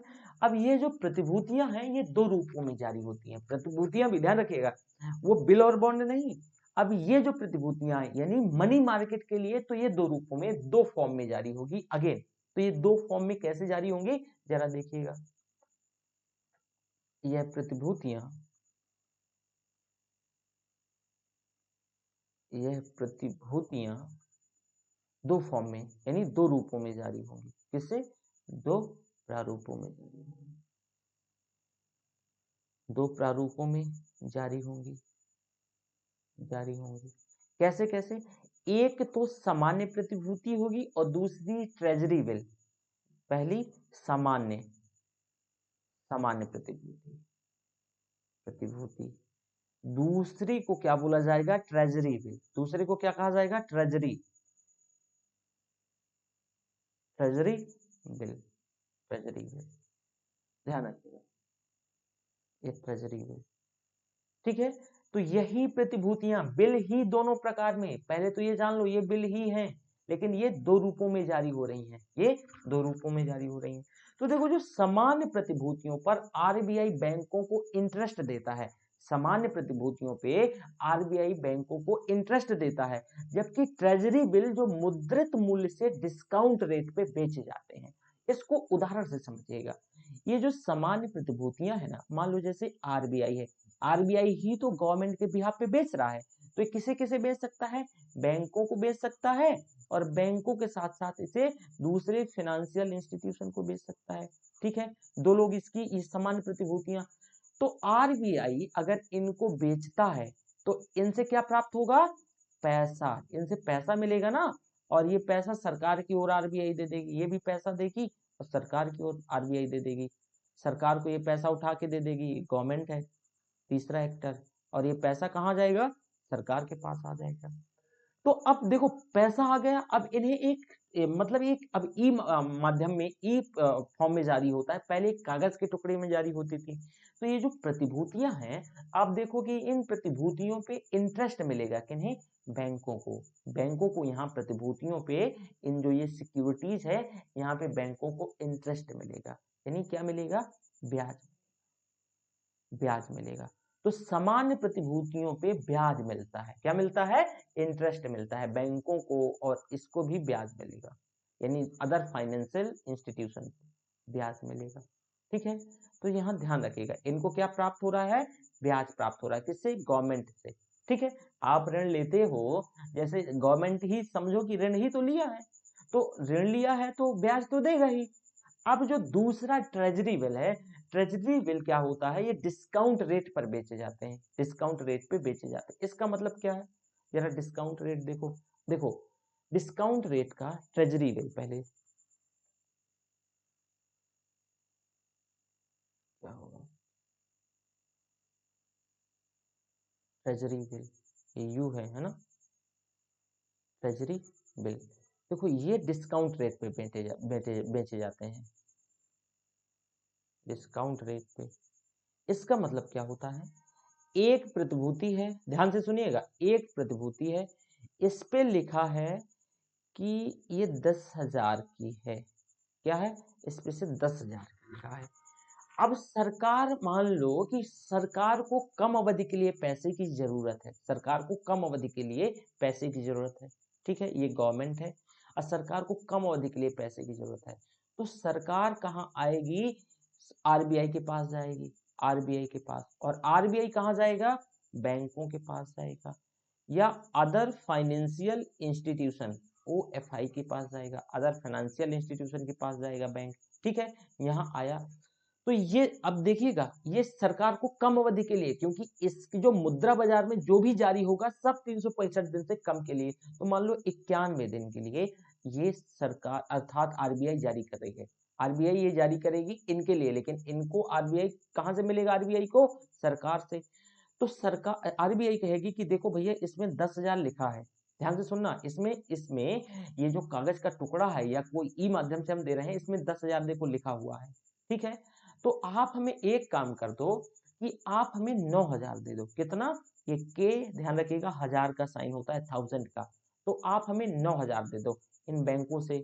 आरबीआई बोलेगा कि आप हमें कितना दे दो, 9,000 दे दो, तो बैंक के कहेंगे कि ठीक है, तो आरबीआई ये भी कहेगा कि देखो 91 दिन बाद आपको ये जब प्रतिभूति परिपक्व हो जाएगी, मैच्योर हो जाएगी, तो आप हमसे क्या करोगे कि पूरा 10,000 रुपया ले लोगे, ध्यान रखिएगा, 9,000 आप हमें आज दे रहे हो, और जब ये परिपक्व हो जाएगी तो आप इसका 10,000 ले लोगे, क्या हो जाएगा, 10,000 ले लेना, ठीक है, यही डिस्काउंट रेट, यही डिस्काउंट रेट है। इसने दिया था बैंकों ने इसको 9,000, इनने दिया था 9,000, लेकिन जब 91 दिन बाद ये परिपक्व हो गई, इसका टाइम पीरियड समाप्त, तो अब बैंकों को सरकार इतना रुपया वापस करेगी, अर्थात आरबीआई 10,000 रुपया वापस करेगी, इसको एट अ डिस्काउंट कहते हैं, डिस्काउंट रेट पे बेचते हैं। तो मतलब इनके परिपक्व होने की स्थिति में जब बैंक इन्हें वापस करता है, तो आरबीआई से बैंक को प्रिंटेड जो मूल्य है, जो लिखा हुआ है, उसके बराबर धनराशि दे देता है, और बैंक अपने एसएलआर को रखने के लिए ट्रेजरी बिल को ही वरीयता देते हैं, ध्यान रखिएगा। तो ये भी ध्यान रखिएगा, जो बैंक है ना, मैं already SLR, statutory liquidity ratio, monetary policy में बताया, आपको डिटेल से बताया, लेकिन जो बच्चे शायद आज पहली क्लास में हो, तो जोड़ना तो है ही, उन सभी को जोड़ना है कि वो पिछली क्लास से कनेक्ट कर पाए। तो देखो, जो एसएलआर, स्टैट्यूटरी लिक्विडिटी रेशियो है, ये एक्चुअल में एक निश्चित हिस्सा होता है, एक निश्चित अनुपात होता है, जो बैंकों को अपने एनडीटीएल से कुछ हिस्सा जो आरबीआई उस समय जारी करती है गाइडलाइन के अकॉर्डिंगली, तो वो अलग से रखना पड़ता है, और वह 3 फॉर्म में हो सकता है, सिक्योरिटी के फॉर्म में, गोल्ड के फॉर्म में, कैश के फॉर्म में। तो मैंने बताया, उसमें डिटेल डिस्कशन हुआ था कि भैया ये जो होगा वो ज्यादा ज्यादा सिक्योरिटी के फॉर्म में होगा, किसके, सिक्योरिटी के फॉर्म में होगा। तो जो ये बैंक होते हैं ना, तो बैंक ट्रेजरी बिल को ही, क्यों ट्रेजरी बिल को, ये देखो, ये शॉर्ट टर्म का होता है और उन्हें 14 दिन में मेंटेन करना होता है, तो ट्रेजरी बिल को बैंक अपने एसएलआर को वरीयता देते हैं, एसएलआर को वरीयता देते हैं, ध्यान रखिएगा। इन्हें प्रोमिशनरी नोट्स भी कहते हैं, इन्हें क्या कहते हैं, प्रोमिशनरी नोट्स भी कहा जाता है, इनको प्रोमिशनरी नोट्स भी कहा जाता है ट्रेजरी बिल को। तो आपसे ये भी पूछा जा सकता है, इनको प्रोमिशनरी प्रोमिशनरी प्रोमिशनरी नोट भी कहा जाता है, ठीक है ना, ध्यान रखिएगा। तो ये आपने यहां तक देखा। अब देखो, सर्टिफिकेट ऑफ डिपॉजिट जो सेकंड नंबर का उपकरण था, मैंने अभी आपको फर्स्ट नंबर का उपकरण मात्र क्या बताया, जो सरकारी प्रतिभूतियां बिल के रूप में, तो सेकंड नंबर के उपकरण को देख लो भैया थोड़ा सा, इस सेकंड नंबर का उपकरण का मतलब क्या है, certificate of deposit, certificate certificate of deposit, deposit deposit है ना, इसको जमा प्रमाण पत्र कहते हैं हिंदी में, जमा प्रमाण पत्र, ध्यान रखिए, जमा प्रमाण। अब ये क्या होता है जरा इसके बारे में, ये भी एक उपकरण है किसका, मनी मार्केट का, मुद्रा बाजार का। आरबीआई ने अपने ये देखो आरबीआई अपने इसको 1989 में, ध्यान रखिएगा, आरबीआई कब, 1989, 1989 में इसको क्या करती है, इंट्रोड्यूस करती है, इसको इंट्रोड्यूस किया जाता है, इसका इंट्रो किया जाता है। यदि एक बैंक को, ध्यान रखिएगा, जमा प्रमाण पत्र है क्या, सर्टिफिकेट ऑफ डिपॉजिट है क्या, यदि एक बैंक को अपने तुरंत खर्चों के लिए, तत्काल के खर्चों की कमी पड़ जाती है, तो उसको पूरा करने के लिए वो क्या करता है, सर्टिफिकेट जारी करता है, सर्टिफिकेट ऑफ डिपॉजिट जारी करता है। अगर तत्काल खर्चों को पूरा करने के लिए कम अवधि के लिए ऋण की जरूरत पड़ती है बैंकों को, तो बैंक जमा प्रमाण पत्र जारी करता है, जमा प्रमाण पत्र जारी करता है किन्हें, दूसरे पार्टिसिपेंट्स को, जो इतने पार्टिसिपेंट्स मैंने 5-6 पार्टिसिपेंट्स बताए थे, ठीक है। तो ये बैंक जारी करेगा अगर बैंक को तत्काल खर्चों की जरूरत पड़ती है, बैंक जारी करेगा अगर इसको तत्काल खर्चों के लिए, तत्काल खर्चों की जरूरत पड़ती है, किसको, बैंक को। किसे जारी करेगा, भागीदारों को, सॉरी भागीदारों को जारी, ठीक है ना। इसके साथ साथ आप देखोगे कि जो इसमें से तब बैंक जो जमा प्रमाण पत्र जारी कर दूसरों से तो पैसा उठा लेगा, जैसे कि लेके भारत में कार्यरत अन्य बैंक, जैसे कि दूसरे बैंकों को मैंने बताया, और वित्तीय संस्थान, आम निवेशक, उच्च श्रेणी, इन सभी को जारी कर सकता है, ठीक है। जमा प्रमाण पत्र जो बैंक जारी करती है उनकी परिपक्वता की अवधि 7 दिन से 1 साल तक की होती है। जो बैंक अगर इसे जारी करेगा सर्टिफिकेट ऑफ डिपॉजिट, तो उसकी परिपक्वता की जो अवधि हुई है वो 7 दिनों से लेकर के कितना, 1 साल तक, एक साल तक, 7 दिनों से लेकर के 1 साल तक की हो सकती है।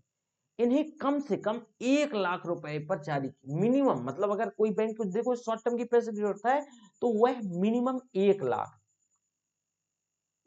पे जारी होता है, और 1 लाख के गुणज पे आगे बढ़ता है, इसी की मल्टीपल्स पे 1 लाख के गुणज पे आगे बढ़ता है। आपको अगर 1.5 लाख चाहिए बैंकों से तो नहीं मिलेगा, अगर किसी बैंक को 1.5 लाख चाहिए किसी पार्टिसिपेंट से तो नहीं मिलेगा, ठीक है। ये जो जारी होता है, जो सर्टिफिकेट ऑफ डिपॉजिट ना, ये एक्चुअल में कितने पे जारी होता है, ये 1 लाख और उसके गुणज पे जारी होता है, 1 लाख और उसके गुणज पे जारी होता है, ठीक है।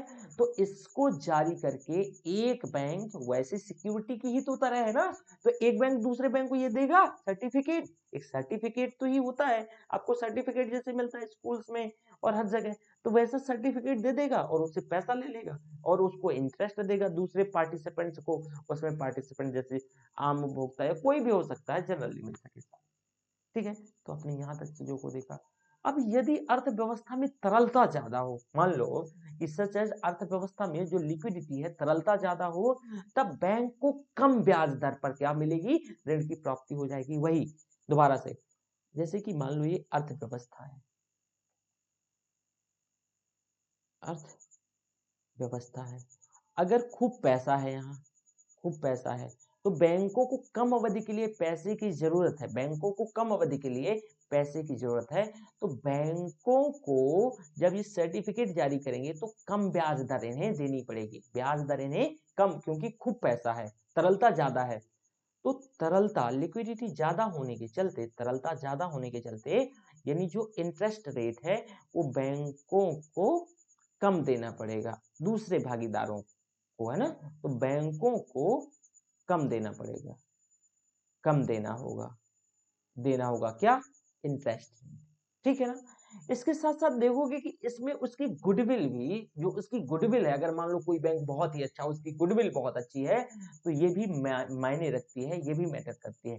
मान लो कोई बैंक है बहुत अच्छा है, तो अगर उसकी गुडविल अच्छी है, जो उसकी गुडविल है, तो भी उसको कम ब्याज लगेगा, जो इंटरेस्ट रेट है तब उसको क्या करना पड़ेगा, कम लगेगा, कम देना पड़ेगा, अगर गुडविल अच्छी होती है, ठीक है।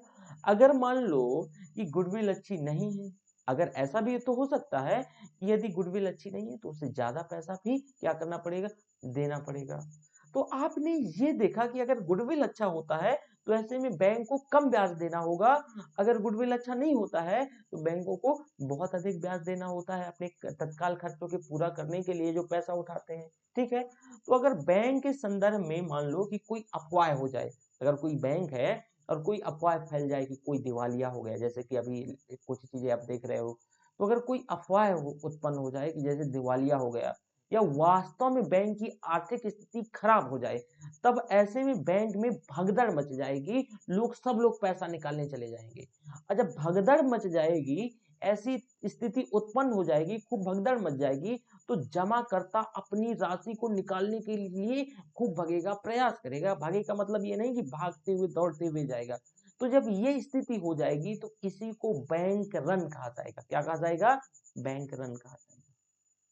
बैंक रन कहा जाएगा, ध्यान रखिएगा। ये कॉन्सेप्ट समझ आया?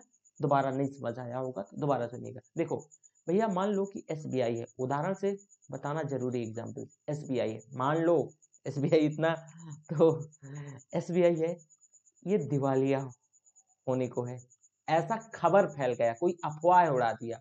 मान लो इसका कोई बड़ा, इसका जो चेयरपर्सन है ना बैंक का, तो उसने अफवाह मार दी अर्थव्यवस्था की एसबीआई तो डूबने वाला है, दिवालिया होने वाला है। जितना इसका जितना पैसा एसबीआई के पास लोगों का जमा होगा, एसबीआई के जो कस्टमर्स हैं, उपभोक्ता, वो पैसा निकालने लगेंगे। वो क्या करेंगे? पैसा निकालने लगेंगे। या मान लो ऐसा, मैं बस हाइपोथेटिकल कंडीशन बता रहा हूं, ठीक है, तो पैसा जब निकालने को निकलेंगे तो इसी को बैंक रन कहा जाएगा।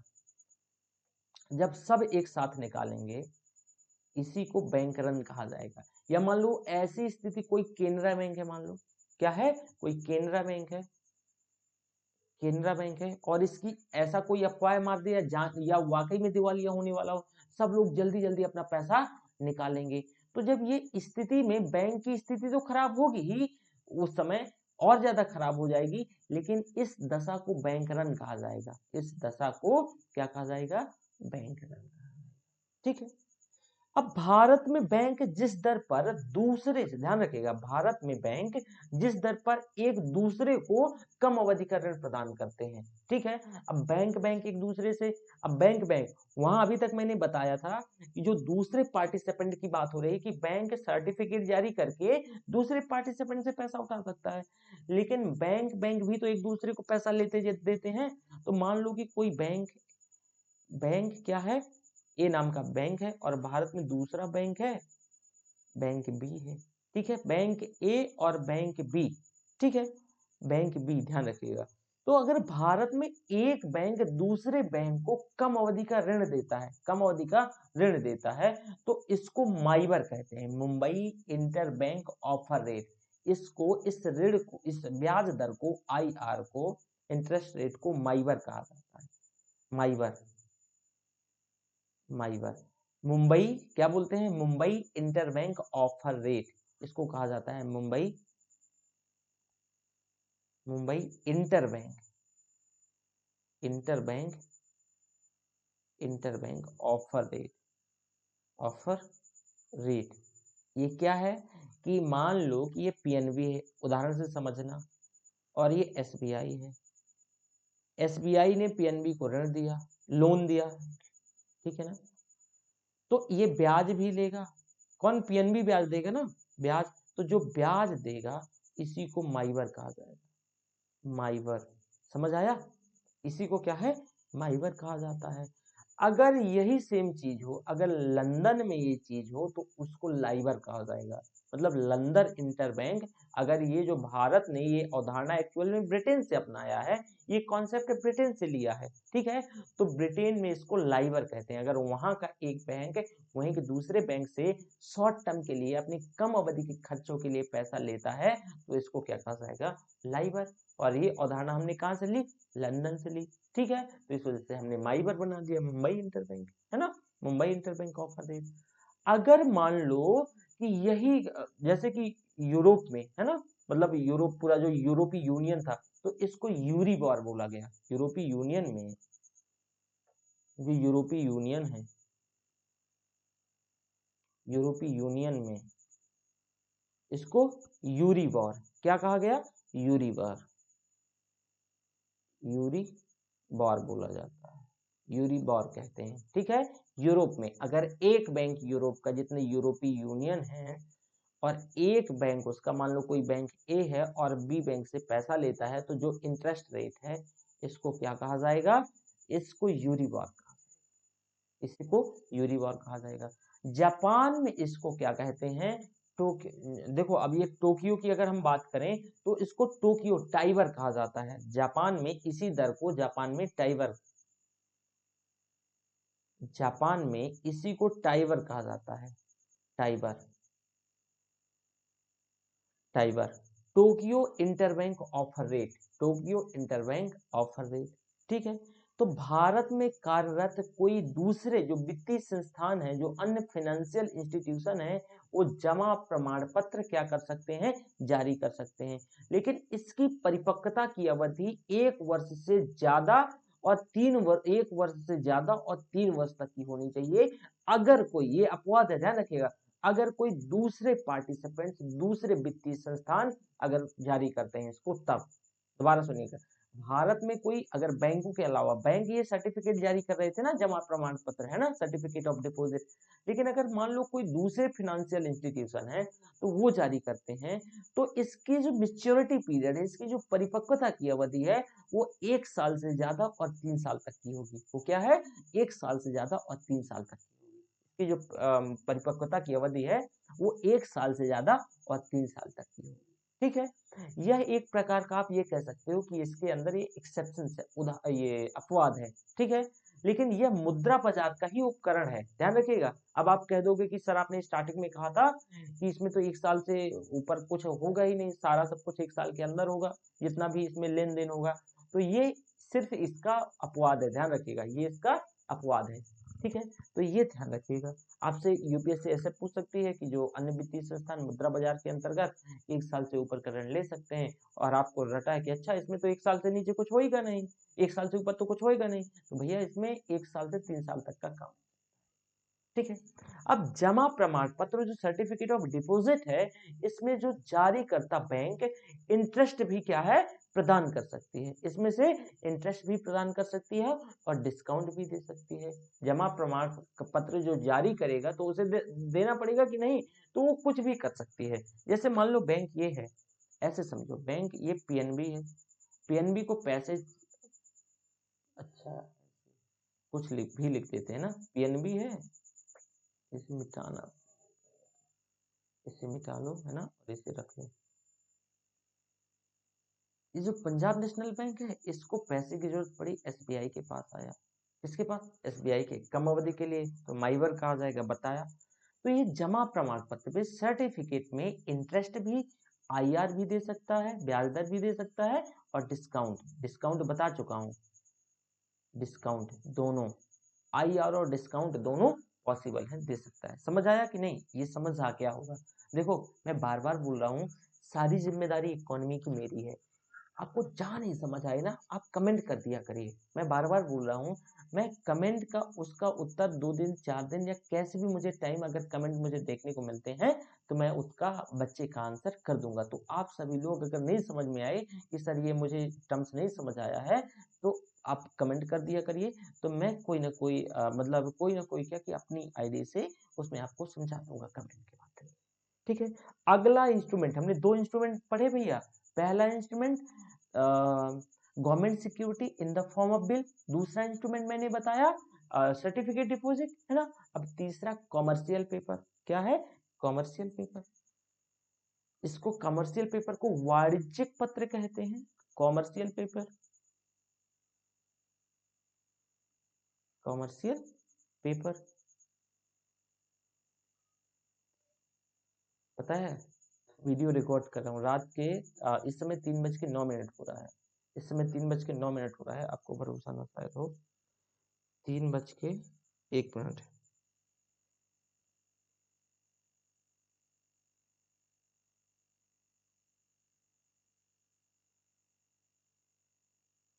ये देख रहे हो 3:09 हो रहा है, शायद ऐसे, तो 3:09। अब रात में तो अब मैं मेहनत कर रहा हूँ, तो उम्मीद करता हूँ आपको भी मेहनत करनी। चलो कमर्शियल पेपर देख लो।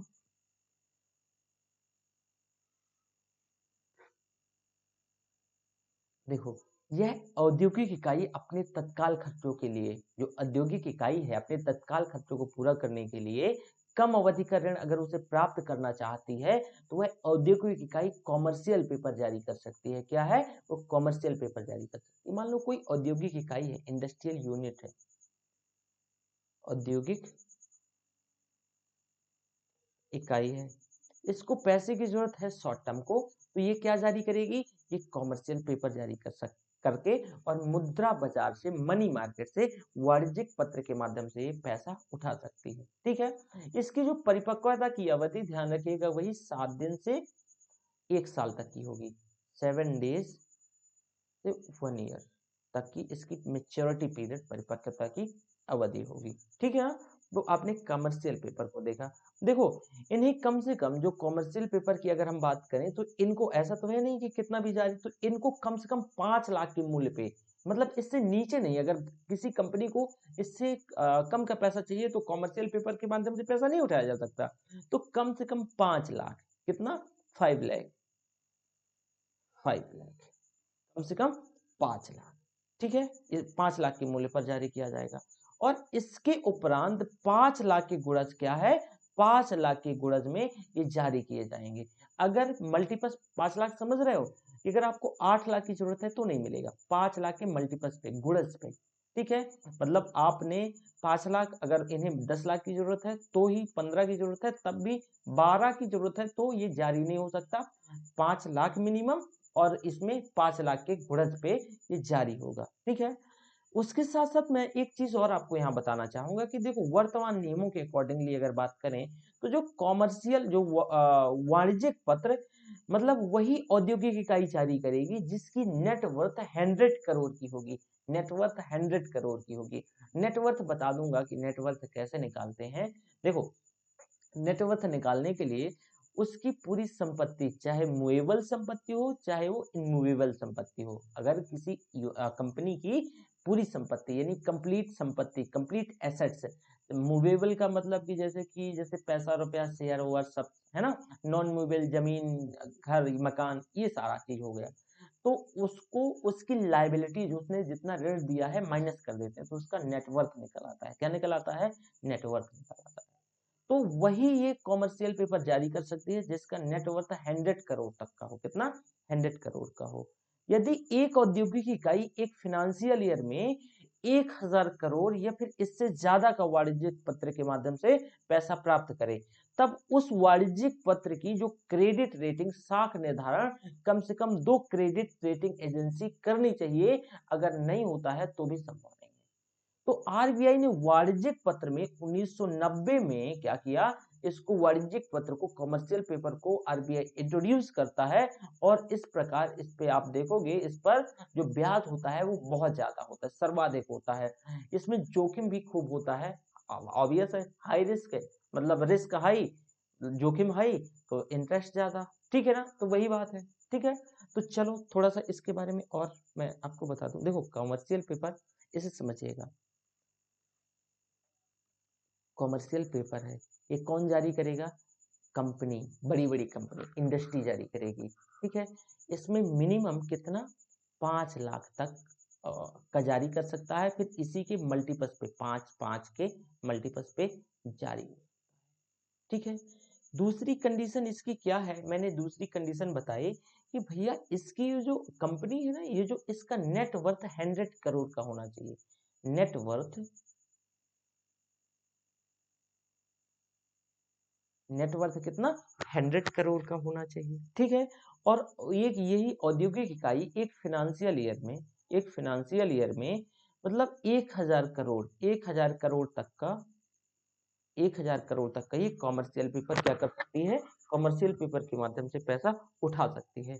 लेकिन ये तभी जब ये 2 क्रेडिट रेटिंग एजेंसी, जैसे इकरा और मूडीज, ये क्रेडिट रेटिंग एजेंसी है, तो अगर इसकी क्रेडिट, इससे इसका निर्धारण हो चुका है, कम से कम 2 credit rating agency, 2 credit rating agency, credit rating agency से इसने क्या की? इसकी साख निर्धारण करी, और आरबीआई ने वाणिज्यिक पत्रों को, ये जो कॉमर्शियल पेपर है 1990 में लेके आती है, इंट्रोड्यूस करती है, और इसमें खूब ब्याज होता है क्योंकि देखो रिस्क ज्यादा है, कंपनी डूब गई तो ऑब्वियस ब्याज क्या होगा, खूब ज्यादा, मतलब जब डूबने के चांस ज्यादा होते हैं तो ऑब्वियस है मतलब पैसा जो होता है, जो इंटरेस्ट रेट होता है खूब ज्यादा होता है। तो अगर रिस्क कम, देखो आप ऐसे कर सकते हो, रिस्क कम अगर गवर्नमेंट सिक्योरिटीज में तो कम इंटरेस्ट भी कम। अगर रिस्क कम, जोखिम कम, तो भैया ब्याज भी कम। लोग कहते हैं ना जोखिम तो उठाना पड़ता है। अगर रिस्क ज्यादा तो गवर्नमेंट सिक्योरिटीज में इंटरेस्ट भी ज्यादा। ये नियम ध्यान रखें, ये चीज है। अब आगे हम देखेंगे मुद्रा की गति, वेलोसिटी ऑफ मनी, मुद्रा की गति, ठीक है, वेलोसिटी ऑफ मनी। तो बस थोड़ा सा रह गया है और ये चैप्टर समाप्त होने वाला है। फिर हम आराम से इस चैप्टर को समाप्त करके क्या करेंगे, अगले मतलब अगला लेक्चर तो नहीं, वो बड़ा है, कैपिटल मार्केट बड़ा लेक्चर है, तो फिर बाद में देखेंगे, लेकिन अब हम इस चैप्टर को आज समाप्त करके मानेंगे, है ना। सो वेलोसिटी ऑफ मनी यानी मुद्रा की गति, सब हेडिंग है भैया, मुद्रा की गति, मुद्रा की गति, velocity of money, velocity of money.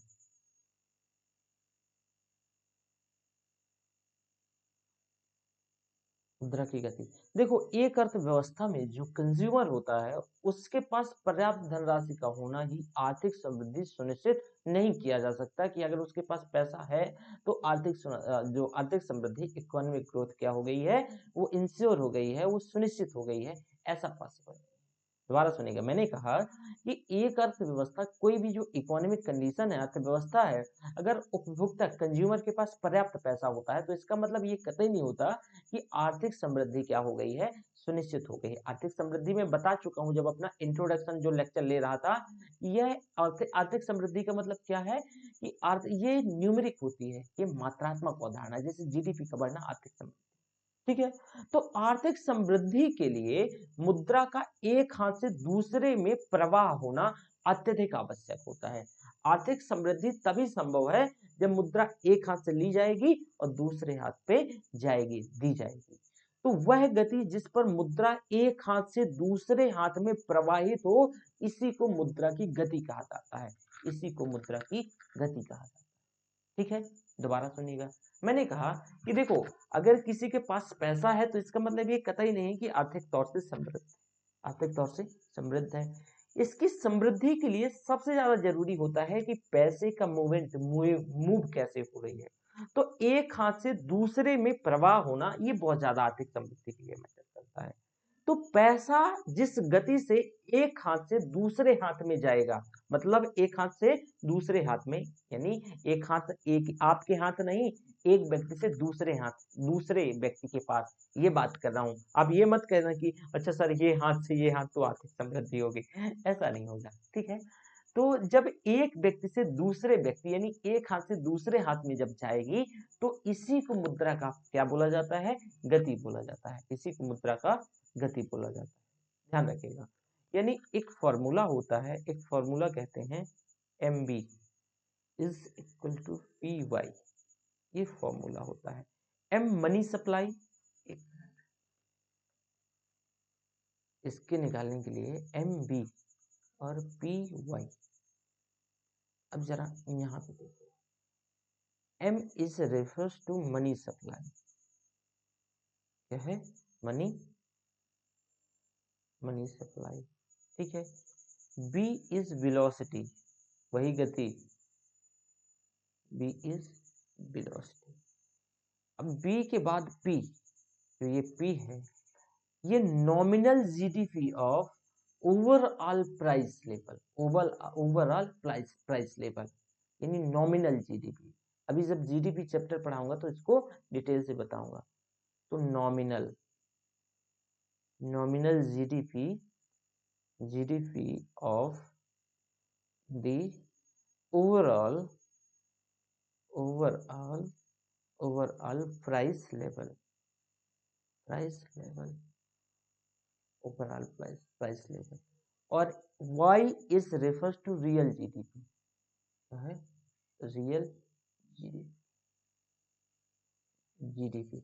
ऐसे क्या इसकी जो मुद्रा की गति है वो निकालते हैं, हम मुद्रा की गति निकालते हैं। देखो मनी सप्लाई और वेलोसिटी क्या कर देंगे, इसका मल्टीप्लाई, मनी सप्लाई और वेलोसिटी, और जो रियल जीडीपी और जो नॉमिनल जीडीपी, ठीक है, यानी रियल जीडीपी और नॉमिनल, ये क्रॉस है, मल्टीप्लाई है, ध्यान रखिएगा, नॉमिनल जीडीपी, ऐसे इसकी गति निकाली जाएगी। ये अब आप गति मत निकालने लगेगा, ये फॉर्मूला आपके लिए जरूरी नहीं है, ठीक है, ये फॉर्मूला आपके लिए बस बता दिया। अब तरलता की गणना देख लो कि कैसे लिक्विडिटी की गणना कैसे कैलकुलेट किया जाएगा, लिक्विडिटी आखिर कैसे कैलकुलेट किया जाएगा, है ना, तो ये बताना जरूरी है। हालांकि मुद्रा मैं स्टार्टिंग में ही बता दिया, मुद्रा तरलता, देखो तरलता क्या है कि कोई भी वस्तु बिना टाइम लिए, तरलता पहले सुन लो, बिना टाइम लिए वो बिना विलंब के, यानी बिना अविलंब के वो क्या हो जाए, किसी दूसरी चीज में कन्वर्ट हो जाए, तो उसकी कन्वर्टिबिलिटी ही तरलता है, ठीक है। तो इसकी गणना कैसे करते हैं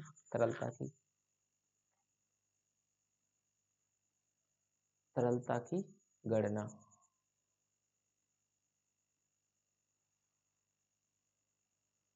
देखो तरलता की गणना के लिए देश का जो सेंट्रल बैंक होता है आरबीआई, तो आरबीआई को इस बात का पूरा ज्ञान होता है, पूरा वो आइडिया रखता है कि अर्थव्यवस्था में केंद्रीय बैंक ने कितनी मुद्रा को क्या कर दिया है, पंप किया है, क्योंकि वही तो पैसा छापता है, तो उसे पूरा आइडिया रहता है, उसके पास लेखा जोखा रहता है।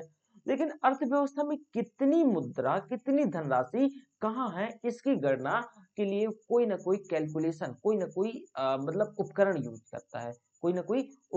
करता है, कि अर्थव्यवस्था में कितनी धनराशि कहाँ है। ऐसे उसने ये पता है उसे कि मैंने कितना पैसा पंप किया है, लेकिन ये पता नहीं है कि कितना पैसा कहाँ है। अब आप ये मत कहने लगिएगा सर चिप लगी है ना, आपको याद होगा कि हमारे न्यूज चैनलों ने, काफी बड़े बड़े न्यूज चैनलों ने उस समय चिप की अफवाह उड़ाई थी, है ना, जब डिमोनेटाइजेशन 2016 में हुआ था। तो जरा इसके बारे में, इसकी गणना के लिए क्या कैसे क्या वर्क किया जाता है, तो आप देखो इसकी गणना के लिए यहाँ से क्वेश्चन पूछा जा सकता है, कई बार पूछा गया है। M0 इसका मतलब क्या होता है, जरा सुनिएगा। करेंसी एंड कॉइन्स, M0 में क्या क्या आता है, इसको ये दर्शाने के, तरलता को दर्शाने के ये एक इंडेक्सेस हैं। पहले तो ये जान लो, तरलता को दर्शाने के लिए इंडेक्सेस हैं, इसमें सबसे ज्यादा M0 सबसे ज्यादा तरल होगा। तो देखो जरा इसमें क्या क्या चीज आएगी, तो M0 में करेंसी, आपके पास जो भी कैश है,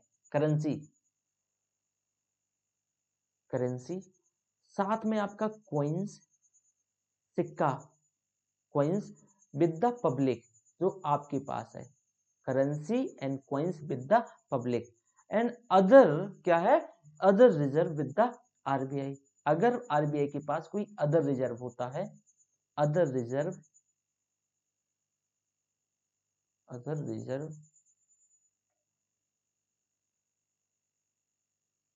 विद द आरबीआई, ध्यान रखिएगा। तो सबसे ज्यादा इसमें ये चीज शामिल होती है, सबसे ज्यादा तरलता जो लिक्विडिटी M0 की होगी। M1 में क्या क्या शामिल होता है, M1 में M0 के बाद M1 की तरलता होगी, M0 की सबसे ज्यादा, तो इसमें क्या क्या शामिल होगा, तो पहले जान लो कि M1 में M0 सारी चीज, M1 में M0 की सारी चीज, M0 की जो कि मैंने currency, coins and other reserve with the RBI बताया। साथ में इनमें demand deposit with the banks, जो बैंक के पास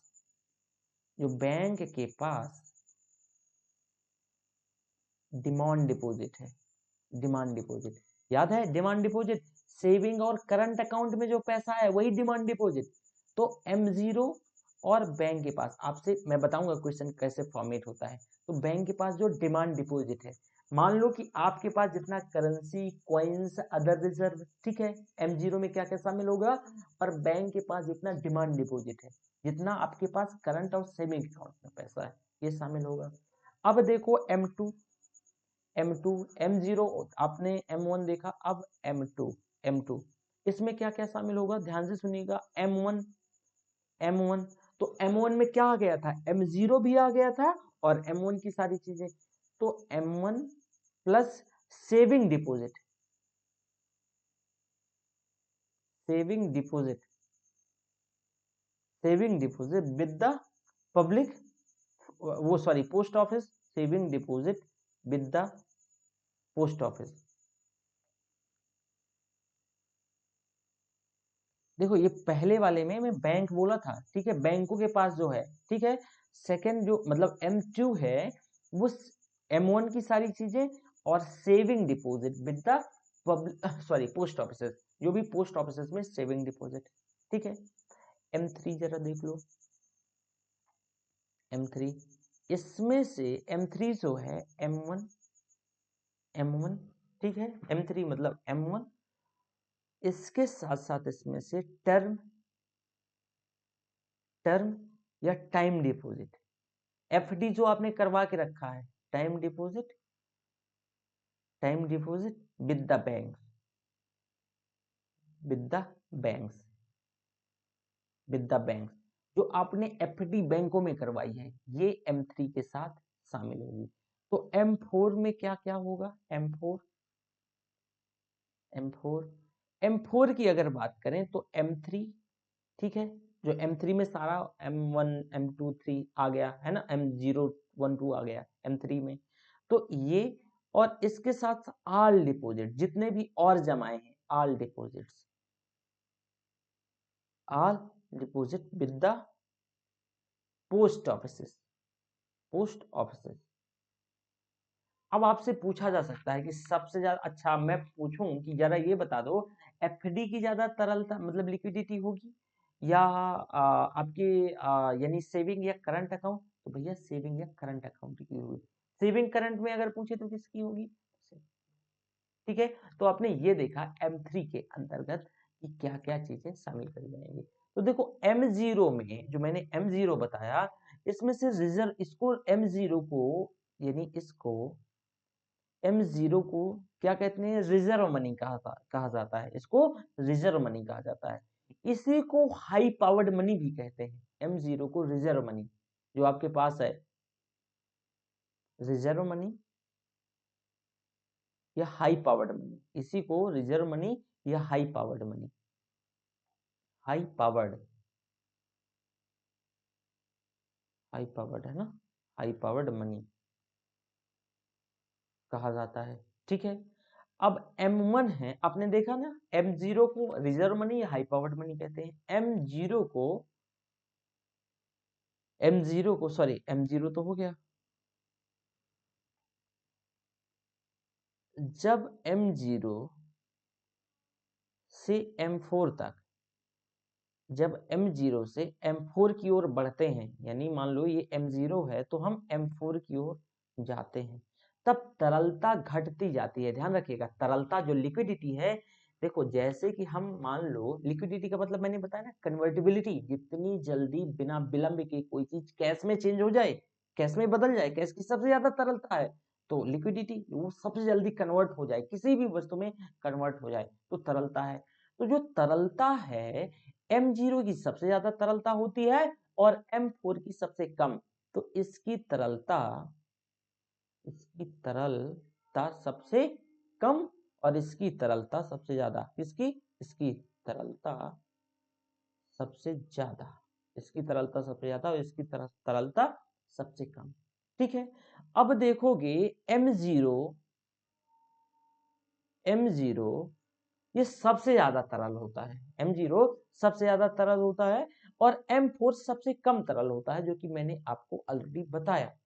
अब M0 से M4 की ओर बढ़ेंगे तो धनराशि भी बढ़ेगी, M0 से M4 की ओर बढ़ोगे, M4 की ओर बढ़ोगे तो धनराशि भी क्या होगी, बढ़ेगी। कैसे धनराशि बढ़ेगी, याद नहीं है?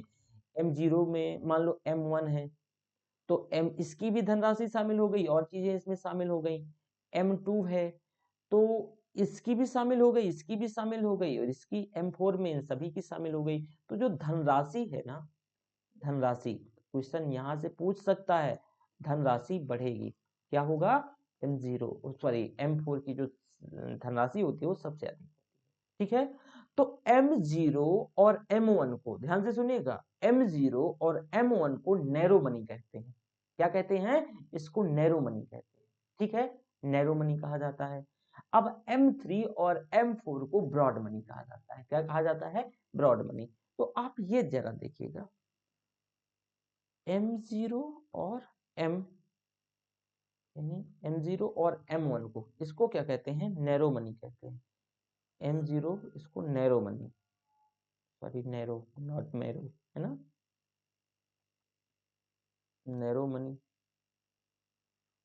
नैरो मनी कहा जाता है। M3 और M4, M3 और M4 को broad money, broad money, broad money कहा जाता है, ठीक है ना, ब्रॉड मनी।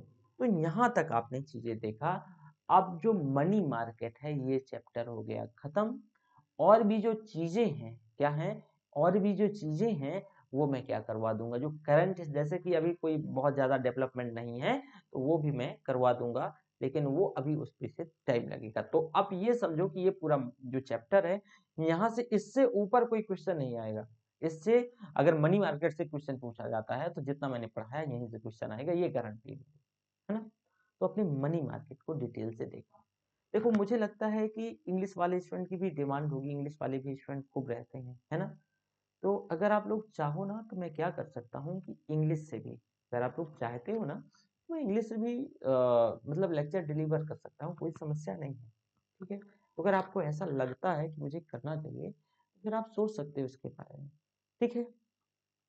या कुछ आप लोगों को भी लगता है, मतलब इंग्लिश वाले स्टूडेंट तो कमेंट करके बता दें, तो मैं इंग्लिश से भी इसको डिलीवर कर दूंगा। जैसे चलो सुनी लो थोड़ा बहुत। मनी मार्केट, देखो